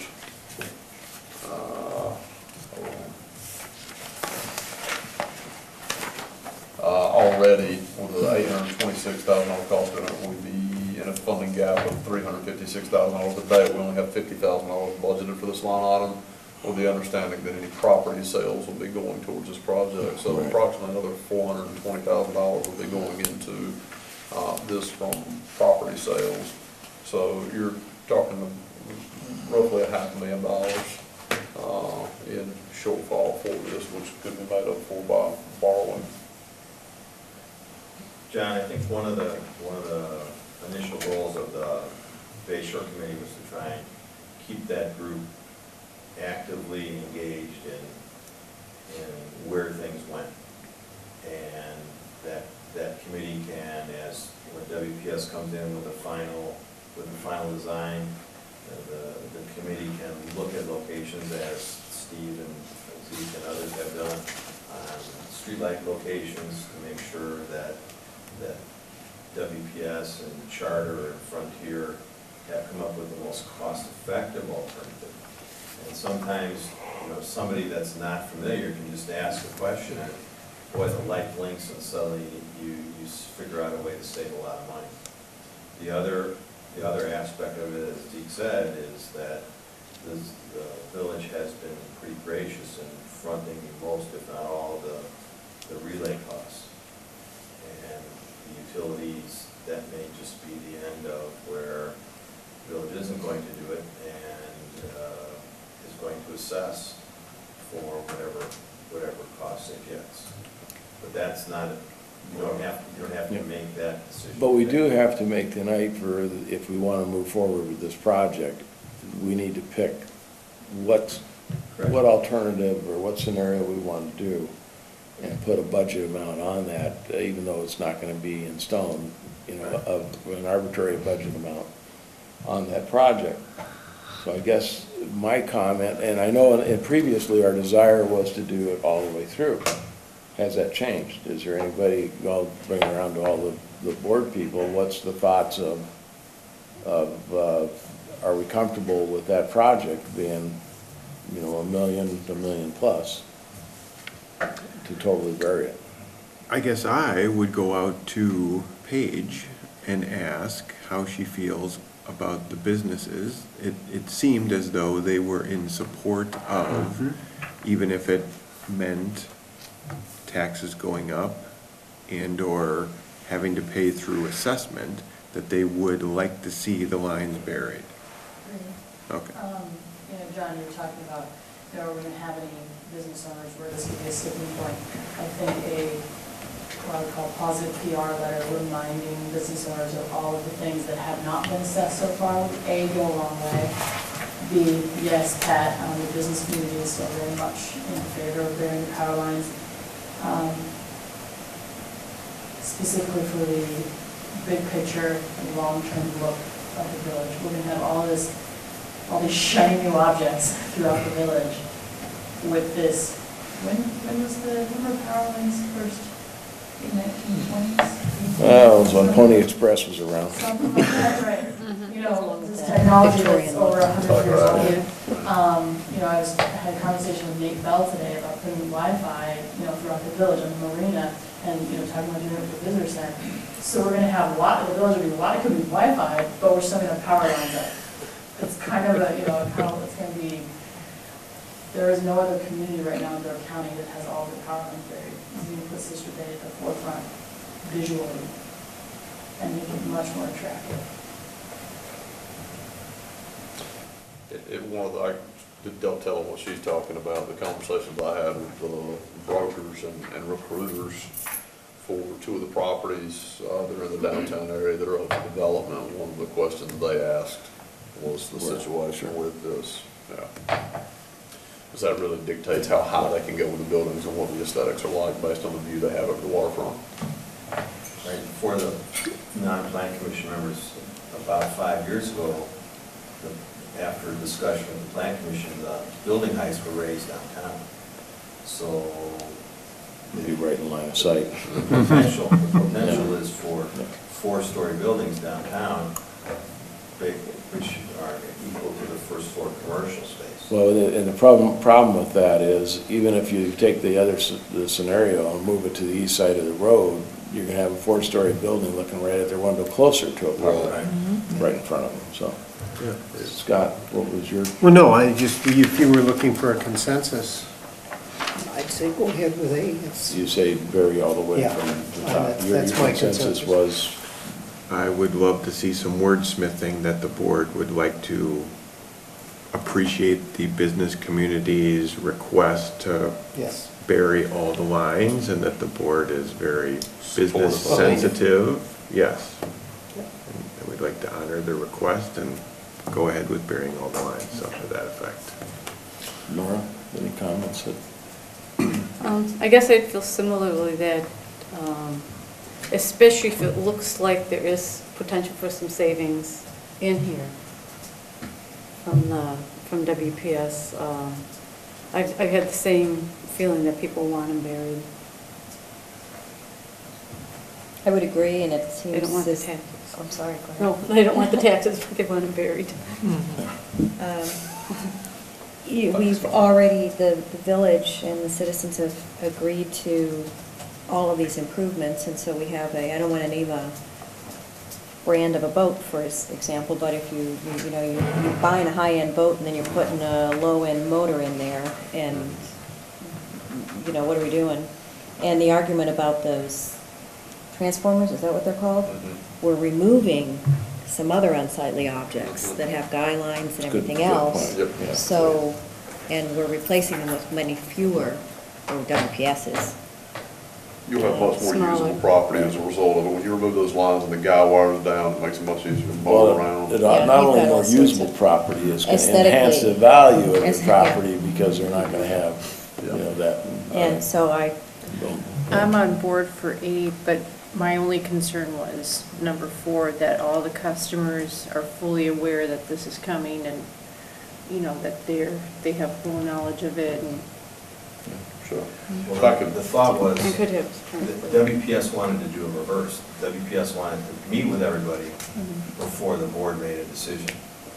And so that can't do it that way. The board's got to say, it's okay, and then you stage and get the information out, and have WPS after. Nominally, you go to the Bay Shore Committee, look at the final design, and then you schedule it with the public and give them a specific opportunity, like so many of the other meetings. There were plans, there were handouts, they could really see, and the Bay Shore Committee had authorized it. They had said it was all okay. If I could piggyback on what everybody said, the chair that generally somebody's occupying in that far corner over there, the gentleman's no longer sitting over there, but no matter what came up, he always played devil's advocate for whatever the conversation was. I'd be remiss as a leading staff member here not to point out to you all, even though from a staff perspective, I take the position that I think you're on the cusp of creating Sister Bay 2.0, and that making a decision to bury the utility lines would be a wise decision. Flip side of that coin is, you just heard our auditor speak about the $14 million that we already have borrowed. To do this, we're going to engage in some more borrowing on top of some additional borrowing that we're already going to have to do in order to complete the beach project and Keith Garrett's project. So we will lump on another, let's just call it another $2 million in debt issuance out of the available $5 million that we have, leaving us $3 million in reserve. That will put us at having the highest debt ratio of any community in Door County. With that being said, we'll also have the best looking, most dynamic community in Door County. So, just so that's out on the table. The one thing that I'd ask you a question about on that is, for the most part, this project has been funded without going on the tax rolls. Okay, because we've had the money set aside for Bay Shore and so forth. If we borrow, and we increase our debt service for burying all the overhead utilities, that would allow us to go to the tax base if we had to, in order to do that to bury the overhead, okay, to raise our debt from the village is allowed under the law. As much as you probably all know, I'm very much against taxes, and raising type thing, or taxpayer dollars. In my mind, I think that's an easy sell. I think if you were talking to people that you had this opportunity with all the reconstruction and renewal of Sister Bay, that we had to put in $1 million borrow on the tax rolls in order to bury the utilities at this time, which we won't have this opportunity for another 50 years, to do so. I guess as a taxpayer, I could, as much as I hate taxes, I'd probably say, well, I can justify that. Well, and hopefully, I think the sale of land goes towards this, right? So Yeah, so so we're talking keep doing half. as much as we can, but I mean, but We're that, talking half a Good million, news. yeah. Several of those things, there's so many things at play. $650,000 of that we could receive a grant on and negate that borrowing. We have 4 grants out in the works now that potentially will knock that out. 600,000 of it will be repaid as a result of special assessments as property sales. So that will be recouped not on the general tax rolls, but specifically as part of the sale of property. And then this one bit of borrowing would be on the general tax rolls. So it's not as if we're essentially putting all the eggs in one basket, so to Well, speak. what I'm doing is playing, when you're playing Right. devil's Back advocate, the other I'm way. coming back to you on Right. what that answer to that is, and I concur. I think we'd be remiss as a village not to take advantage of the opportunity. Yes. I concur. Okay, 50-year. Is that a motion, Mr. Chairman? Pardon? Is that a motion, Mr. Chairman? I'd make a motion that the village Authorized. authorize option A for the entire burial from 57 to Scandia Road. Okay, how about this? That the village board is honoring the wishes expressed by its constituents and the members of the business community, and therefore authorizes the village administrator to enter into contracts for implementation of the plan for burial of all existing overhead utility lines in downtown Sister Bay, which has been labeled option A. The estimated cost of the necessary work, which shall extend from the intersection of North Bayshore Drive with STH 57 to the intersection with Scandia Road, shall not exceed what? $1 million. $1 million. And authorize the village administrator to seek loan funding for completion thereof. Are you speaking about loan, the revolving loan? This Which that is should also, I completely think into we that, need yeah. to talk That's, about that. we've got to do a total borrow to cover the cost. A separate issue with this is taking care of the laterals up from meter base, which Mr. Guthrie indicated it's going to be about another $45,000. I think with $1 million that we have, Right. $1 million will cover that. Yeah, basically by the time WPS gets their absolute design done, and before they go out to contract, you want to make sure that you have all that money. Yep. That you're not waiting to do the financing after the bill So, starts. but that's a line of credit from Right. the Right, from the yeah, bank. you'll need A that letter of by the end credit. of this year. Yeah, the letter of You credit need for to the firm bank that up type by the thing. end of the year. And we'd have some property sold, so we'd know what the by that time the total. That was exactly what I said, incidentally. Yeah. She's the wordsmith. Just to clarify that one more thing, in that motion, we're going to create a revolving loan fund for business owners. I wouldn't at this point, until we find Then out, we because would I consider think it. until we find out what it's gonna be, and if it's gonna be assessed, and what, you know, they may expect it already that they're gonna be assessed to put the cable in there, and, Okay. you know, if it's cost me $2,000 and I You may want eliminate all the Bayshore cables, it might Committee be. to come back with a recommendation for the board once the committee's had more time to think about it. Okay. Because there's a variety of alternative ways of doing it. Yeah. And as you pointed out earlier, the different routing may significantly play into the cost of the project. Yeah. Yeah. Do you have a second on the motion? I'll second it. Seconded by Abshire. $1 million motion out of Pam, nice. Hey! Any further discussion? Now we're gonna. Go Pam. All in favor? It's all for the good. Aye. Aye. How'd it feel to spend $1 million? Motion passed. You know, it's not as fun as I thought it would be. Thank you, Bob. Thanks, Tom. Thank you. Thank you. Now, the one question I've got, this was a joint meeting of the Bayshore Drive Committee too. Do you want the Bayshore Drive Committee in that motion? Yeah, Bayshore Drive Committee. The village board, and that the village village board. board and Bayshore Drive Type Committee? I said yes. Can we do that on the Bayshore Drive though, without the other people present? Got a Bayshore Drive Committee here. We have a quorum for the committee here? Well, I don't know. I mean, you got Dave, I think Steve's a member of that. Is Bob ex officio, or is he a voting member? Don't leave yet, Steve. We have to make sure. Oh, and Paige, right? Pages. Yeah. Paige, Yeah. Steve, I. Me. Ken was a member. Yeah, we're just making sure we've got a We have quorum that we quorum can for say it Bayshore. was We have them in approved the- by in our Bayshore motion. and the board. I want to I make sure. don't have on one sheet on there. If we have a quorum, we'll put it in there. 4, yeah. So leave that out for Bayshore. You would have you would have 3 to 5. 1, 2, 3. 3 out of 5.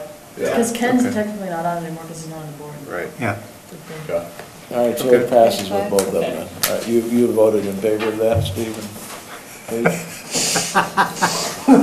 Speak up and forever hold your peace. On the record. You're on record now. All right, thank you. So long, Bob. Good seeing you. It's such a weird feeling. Item number 8 now. Is that a motion to adjourn? Everything, presentation by Mr. Baker on insurance issues. Not issues, John, just what it's printed just a as. rundown. I was nominated, elected, chosen to attend the League of Wisconsin Municipalities Insurance Policyholder Conference. And Did you always get one shot of the deal? I'm not going to bring that up. I'm not a great lover of insurance, but I found the conference very informative. Opened my eyes to some things that perhaps you don't always think about. But anyway, it consisted of a number of sessions that we had. The first being managing catastrophic events, and two of the speakers in this were the staff attorney for municipalities insurance and a gentleman of loss prevention, and this was concerning the West Texas fertilizer plant explosion. And the second being Hurricane Ike, which hit Galveston. They basically documented preparation and response lessons that they learned. And what basically came out of that is be prepared. Review your resources, train, and make sure your coverage is up to date. I'm one of those who kind of feels that sometimes it's very easy to overinsure, but in some of these cases you could see where they were well underinsured. The second session was a thing entitled, "I Feel Bad, But Your Claim is Denied." And this basically is about municipal and recreational immunity that a village has. One of the things they talked about was a guy pulling in with his sailboat into the marina, and he knocked off his keel. It's not the village's fault or the marina's fault. There is an immunity there. Indemnity. Pardon? There's an indemnity, Indemnity, isn't there, yep. in the insurance contract? Anyway, they covered that with a series of cases, which was very interesting.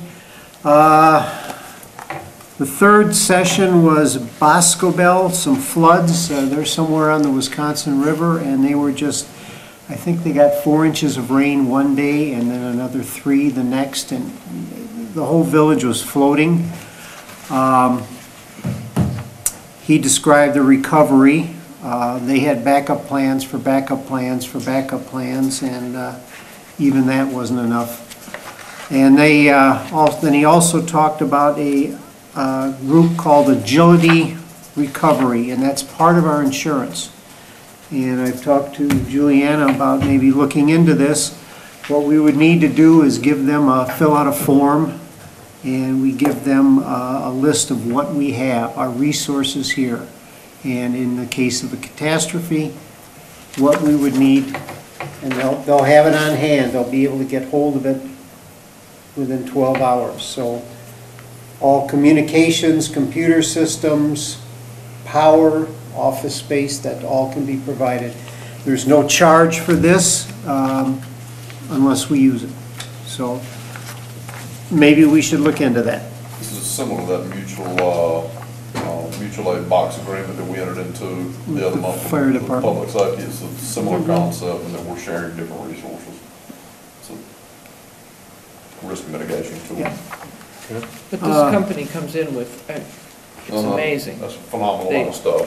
You tell them you need office space for 5 people, and they bring you a trailer and set up computers and everything. Plug everything in, you're on the go. Within a really short space of time. But at no charge to you unless you're using it. That's correct. It's already included in our. All right, and this is part of our insurance, the village Yeah. insurance policy, is that what they're saying? Yep. Yeah, we have access to that as part of our policy. So we should fill out the form. Yeah. Then they talked, another session was about contentious public official claims.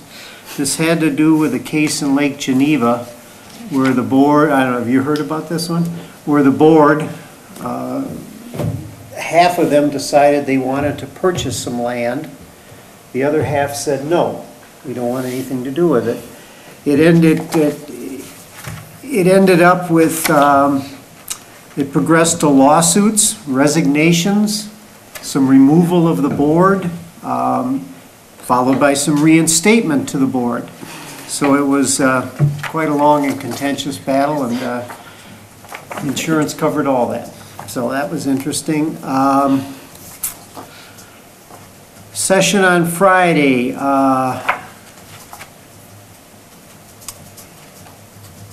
Catastrophic employee injuries by a claim manager, loss control consultant.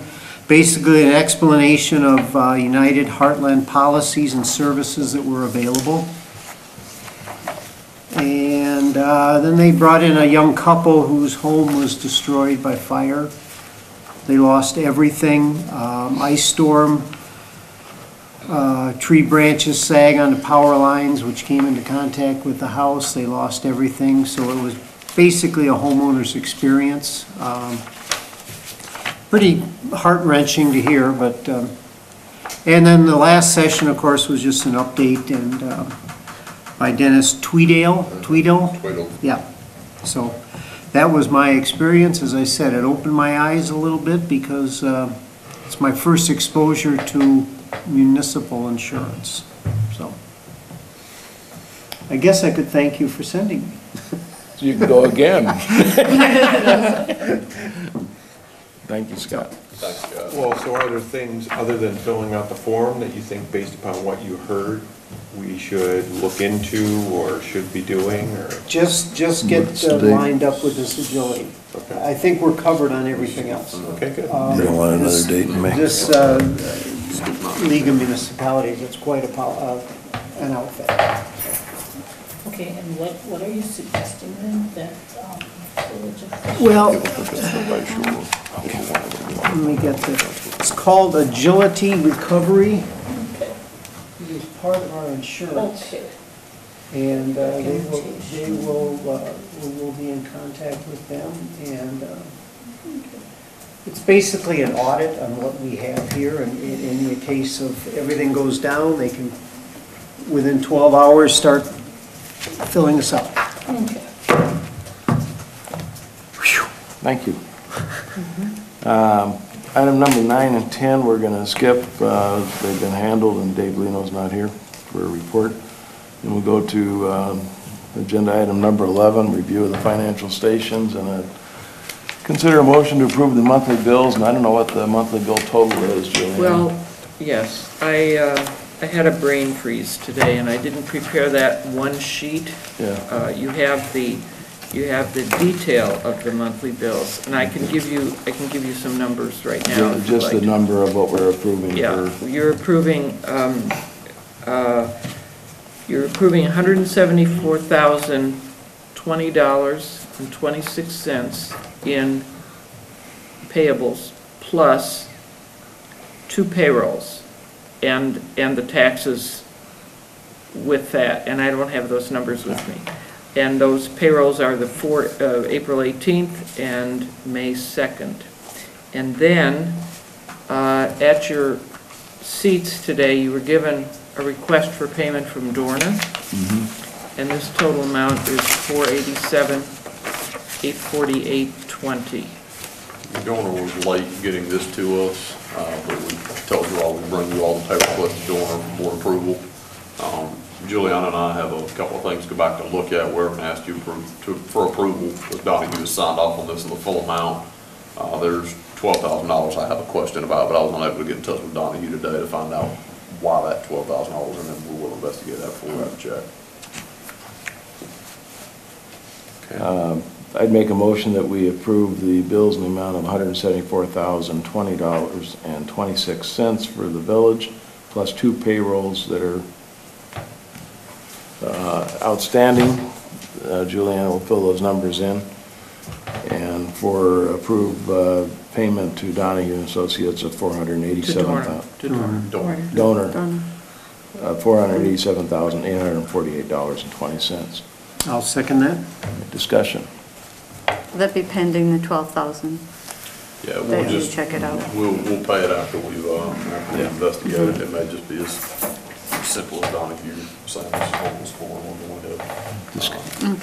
Discussions, corrections on village bills? One quick are we talking about ours? Yeah. Village bills? Yeah. The Johnson, 02026. the Johnson Property Surveying, Yeah, I got that down too. We'll pay you on that. page 1 of the village. Okay. Oh, the Bay Surveying Company, Yes. Yeah. Johnson Property Swap. Do you remember What? that we're planning to, oh, yes, We you, understand it, but why are we paying the survey? Well, I think the seller pays a survey, but the survey, these bills went first to the Johnsons in error, and it took a long time for Oh, them to okay. be returned Come back to around. us for payment. Okay. So they're quite old. I saw somebody out there last fall doing the, Yeah, yeah, Yeah. okay, they were routed incorrectly. okay. Seller usually pays that, so. Yeah, All right, so we were paying, it's correct that the village is gonna pay that fee. Depends I'm what the assuming contract that's one for each says. property. Yeah. What did the contract say? Yeah, what Because did the that's contracts? negotiable in a contract.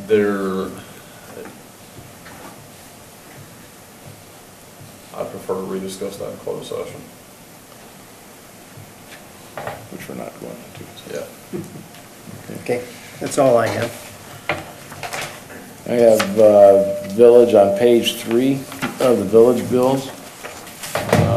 We got a survey for the old schoolhouse, 880, same question, who Yes. pays for that? The issue with that, we are splitting that with the purchaser. So it'd be 440 we're gonna get back Well, from. We're gonna pay the full amount, we're invoicing the purchaser for half of the amount of Okay. reimbursement. And I have a question on page 5 of the village bills, which is on your page 62. Net ink copies, what do I have here? Oh, we lease a copier Okay. for our office, Okay, and on a monthly basis, we allocate the cost of that Okay. lease to the different departments and funds. all right. In this case, we were paying for 2 months because one check was not received and was voided. Okay. All right, so we've already had this, I was just saying. this You've is had these additional. before, yes. Yeah, additional, okay. And village on page 7, What page is it on the? 64, on the tree removal for $150 in Marina Park. So you're, Why are we paying for Town Line Timber Services to do tree removal? I thought we had a $50,000 or whatever fancy chipper and stuff like that that the village has of their own. Why are How we big paying was this for it? tree? I don't know anything about it. okay. That's one that we can go back and look into. My initial thought is that was for Dorner when we did the utility lines there. We had to bury them, we cut down trees. It actually wasn't on the Marina property, it was on the Gage property. We had to have them clear that out to be able to run those lines down. All right, well, they got Town Line or at Marina Park. And that's And- just general location. And I'm just wondering why we would be paying an outside tree service to take down a tree and chip it. I believe at the time that it took place, our seasonal parks help was not in. So we were limited on crew. And given the number of trees there, $160 is a heck of a deal to have it done. Then I have a question on utilities on page 1, which is 65 on your zone. You got windshield for a Ford truck 3 times. 3 times for $358. No, most utility bills get subdivided into 3 parts because we have 3 departments. We have water, wastewater, and collection. Oh, right, And okay. So on this 258. report, it shows up this way. It looks weird, but that's what it is. Well, I have 2 questions then. Why isn't that covered under insurance and automobile? Why would you be going to Door County Glass and Mirror? It's a windshield replacement on a Ford truck. That, to me, that tells me the windshield went out, and that would be an insurance policy, which is 90% of them cover 100% for windshield replacement. Guess depending on what the deductible is on, Yeah. wouldn't matter or not. But then It why would you go probably to is- Door County Glass and Mirror? That's a shower stall company. I think it's probably because the deductible would be at least 500, maybe 1,000. I'd have to check.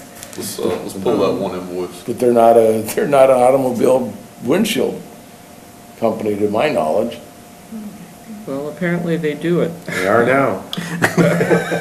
They learned No, how. it's a good question, John. I mean, I the don't shower wanna say it. doors, I don't understand what they're, Unless they bought the part and it was installed somewhere else. I don't know. That's one we'll go back and check on. Yeah. any more corrections? That one has not been paid yet, so you have the option of. Page, so it was page 62. Well, I They don't have supplied a the problem glass at paying this it, I point. just Yeah, like we to gotta know pay what it. it is, and Right. for future reference, that we're, Mhm. why are we going to that type of thing for automobile, and most automobile windshields are, it's a given almost in all the policies that even without deductible, they put from them. I had to pay $200 when I got my windshield, and I have a pretty good policy. Yeah. Pam, do you have another question on that? No, I just don't like spending money. Oh, Yeah. okay. Do we have a You just second okayed on $1 the- million. Did we have a second on the village bills?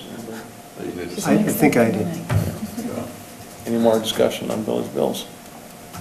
All in favor? Aye.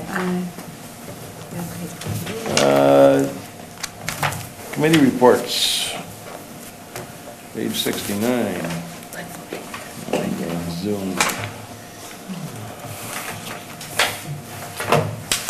Administrative, that would be Dave, so we're not met. DC, EDC, Scott? How about coastal byways? how about coastal byways? Go that way too. So, Okay, no minutes in there. We met this past Thursday. Basically updated information for the 2014 brochure. Final reimbursement from the National Byway Grant was submitted, which means we will be seeing in the near future another check of that $8,000 or something. It's going to be divided around all the communities. Something in the works called a German festival. They're looking as a fundraiser for Scenic Byway. A German festival out on Kepsel's property. Beer, polka bands, brats. Sounds like a good night. This will be next year, so we're looking into that. they don't want to drink beer this year? Well, it's the organization, so. I skipped over Bay Shore Oversight, but I think we pretty much met. All right. Number 4, Scott, DC. Again, EDC. boy. Population. We met on Monday. Let's see here. Door County Visitors Bureau, they're having a grand opening on the 21st of the charging station. The electric charging station. They're going to put one up there. I raised to Mr. Moneypenny why we're spending the money on something like that. And For 6 people. Yeah, if that many. And he said he would rather be on the front edge than on the back edge. So he wants to be on the front.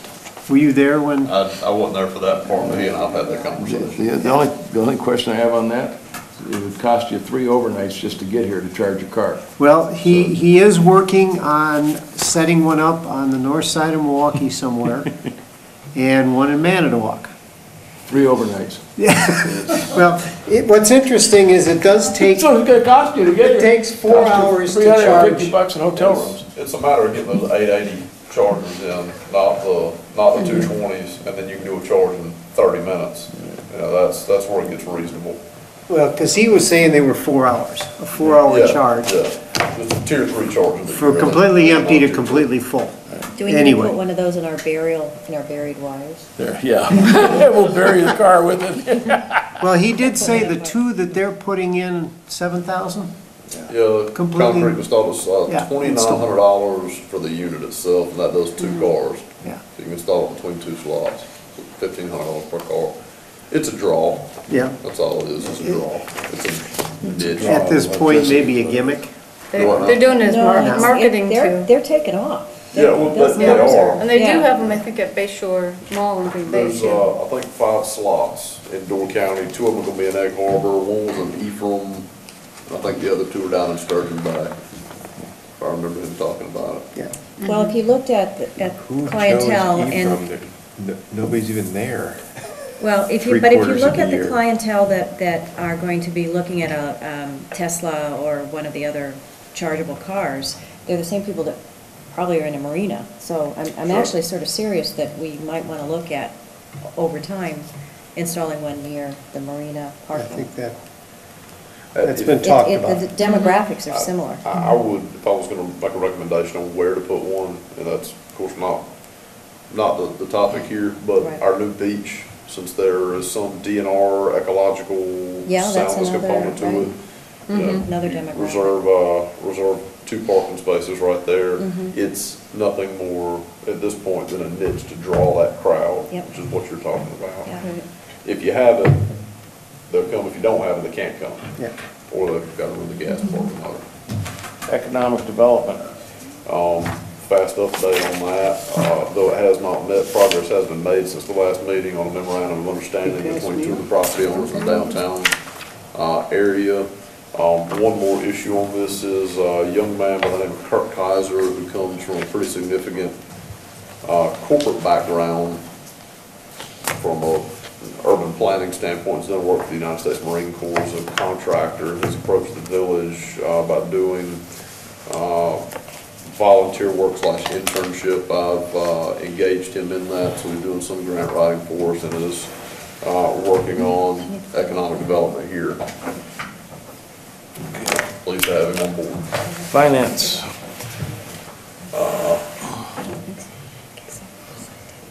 Nothing new to report. Fire. Minutes in the packet? Any questions?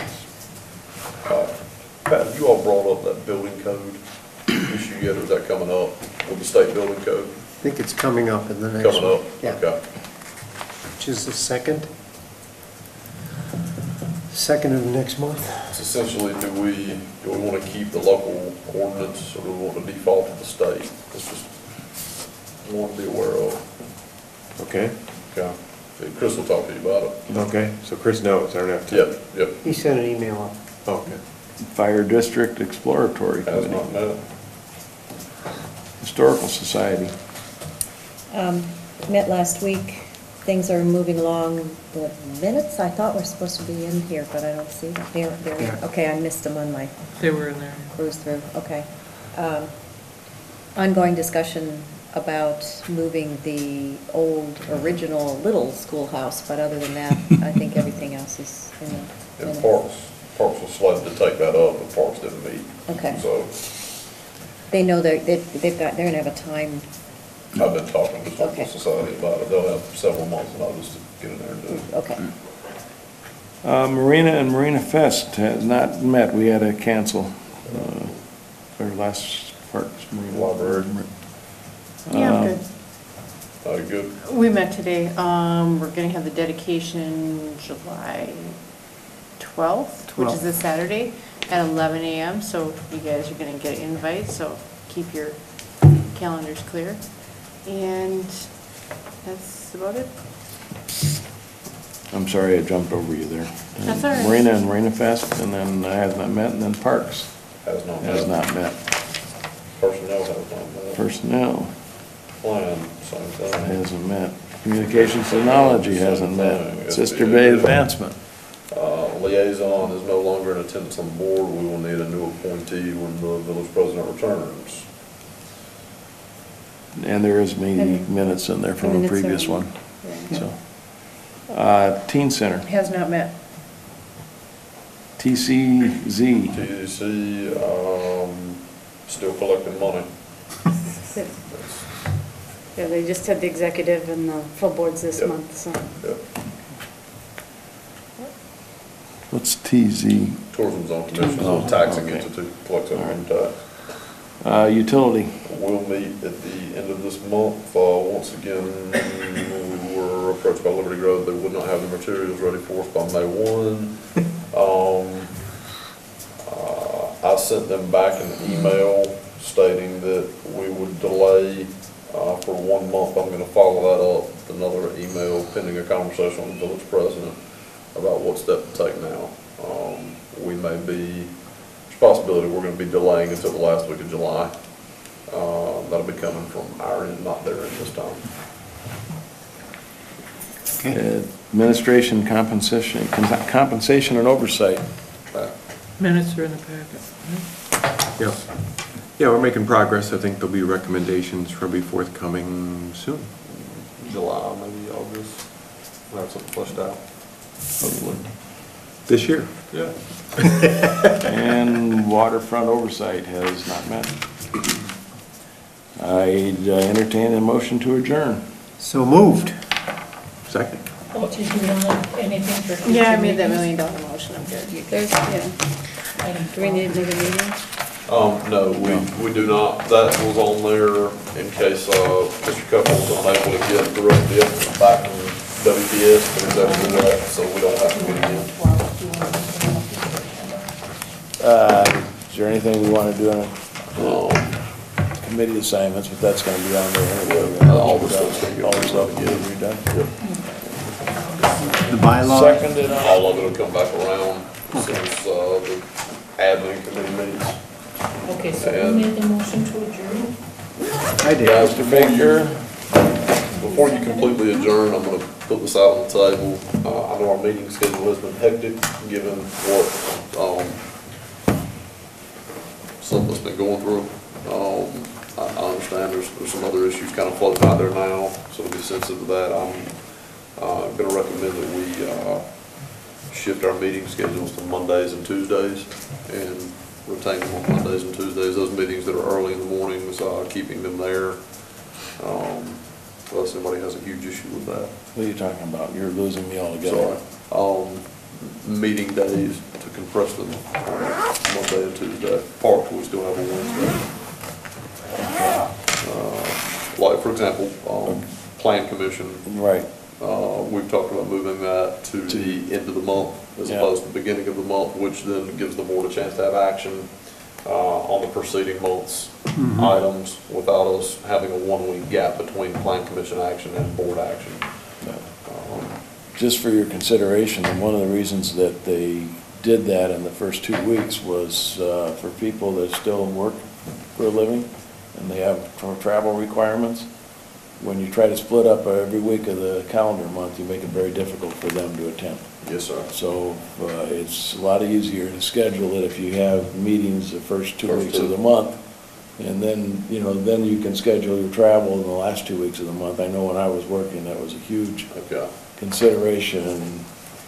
Yeah, I've had conflicts with that in the past, and it would be helpful to, it is nice when they're kind of in the first 2 Well, or you 3 keep weeks it of the into a month. thing so you can, Yeah, I agree with that. and it's not only the thing, now I'm just fat and bald and retired, but, I still want to go away sometimes or whatever, that gives me the chance to go away. As far as this walker will Without go. missing. You gotta get the tennis balls on the bottom, that's it. that gets me a chance to go without missing meetings, okay? So rather than having a meeting every week. I'd just like to comment, though, that the minutes that are in this packet for today's meeting, many of them were from dates in April that were prior to the previous board meeting. Right. Which is really a waste, you know? I mean, it seems like you ought to be able to have more current information, Right. but you can't do that if your meetings are packed right around the board meeting, because then the minutes aren't finished. So, It's an issue that we run into, and also from a staff compression standpoint, at least during the project period, we had a number of things going on. It was difficult to manage on a rapid basis. It was almost as if the workload was incredibly high during the first 2 weeks, and then we'd slump off to much less than the back 2 weeks, but it's noted and understood the first 2 weeks is more preferable. Okay. From a meeting standpoint. Who has a second on the adjournment? Well, actually, then there might be another option, which is if you feel you need to spread them out for staff workflow, the committee meetings, can people access without being in person? In other words, can they do it through Skype or some other mechanism? We've got We do have an electronic. One person can attend if we don't have quorum at the moment. So I it understand can't that be for a done. board meeting, but I don't know. No, that's committee meetings as well. No, that's committee Yeah, meetings. so maybe the other thing to do is revisit, if you're going to spread them out through the month, revisit the requirement that they be in person with the one exception. I think as a whole, the administrative committee and I will be having some conversation about the number of committees we actually have. Some of them are not meeting incredibly regularly, and may not be meeting on an ongoing basis, or possibly could be consolidated down. That's another To option. accomplish more. I'll ping this out to a couple of administrators. One of them gave me the advice back that one of the best things they ever did was to remove a number of committees and go to 2 board meetings a month. And the other thing to do is have them standing instead of sitting. Move faster, huh? You do, and you're healthier, frankly. Donna Dance and me, Donna How about laying down? How about laying down and caught myself on my couch?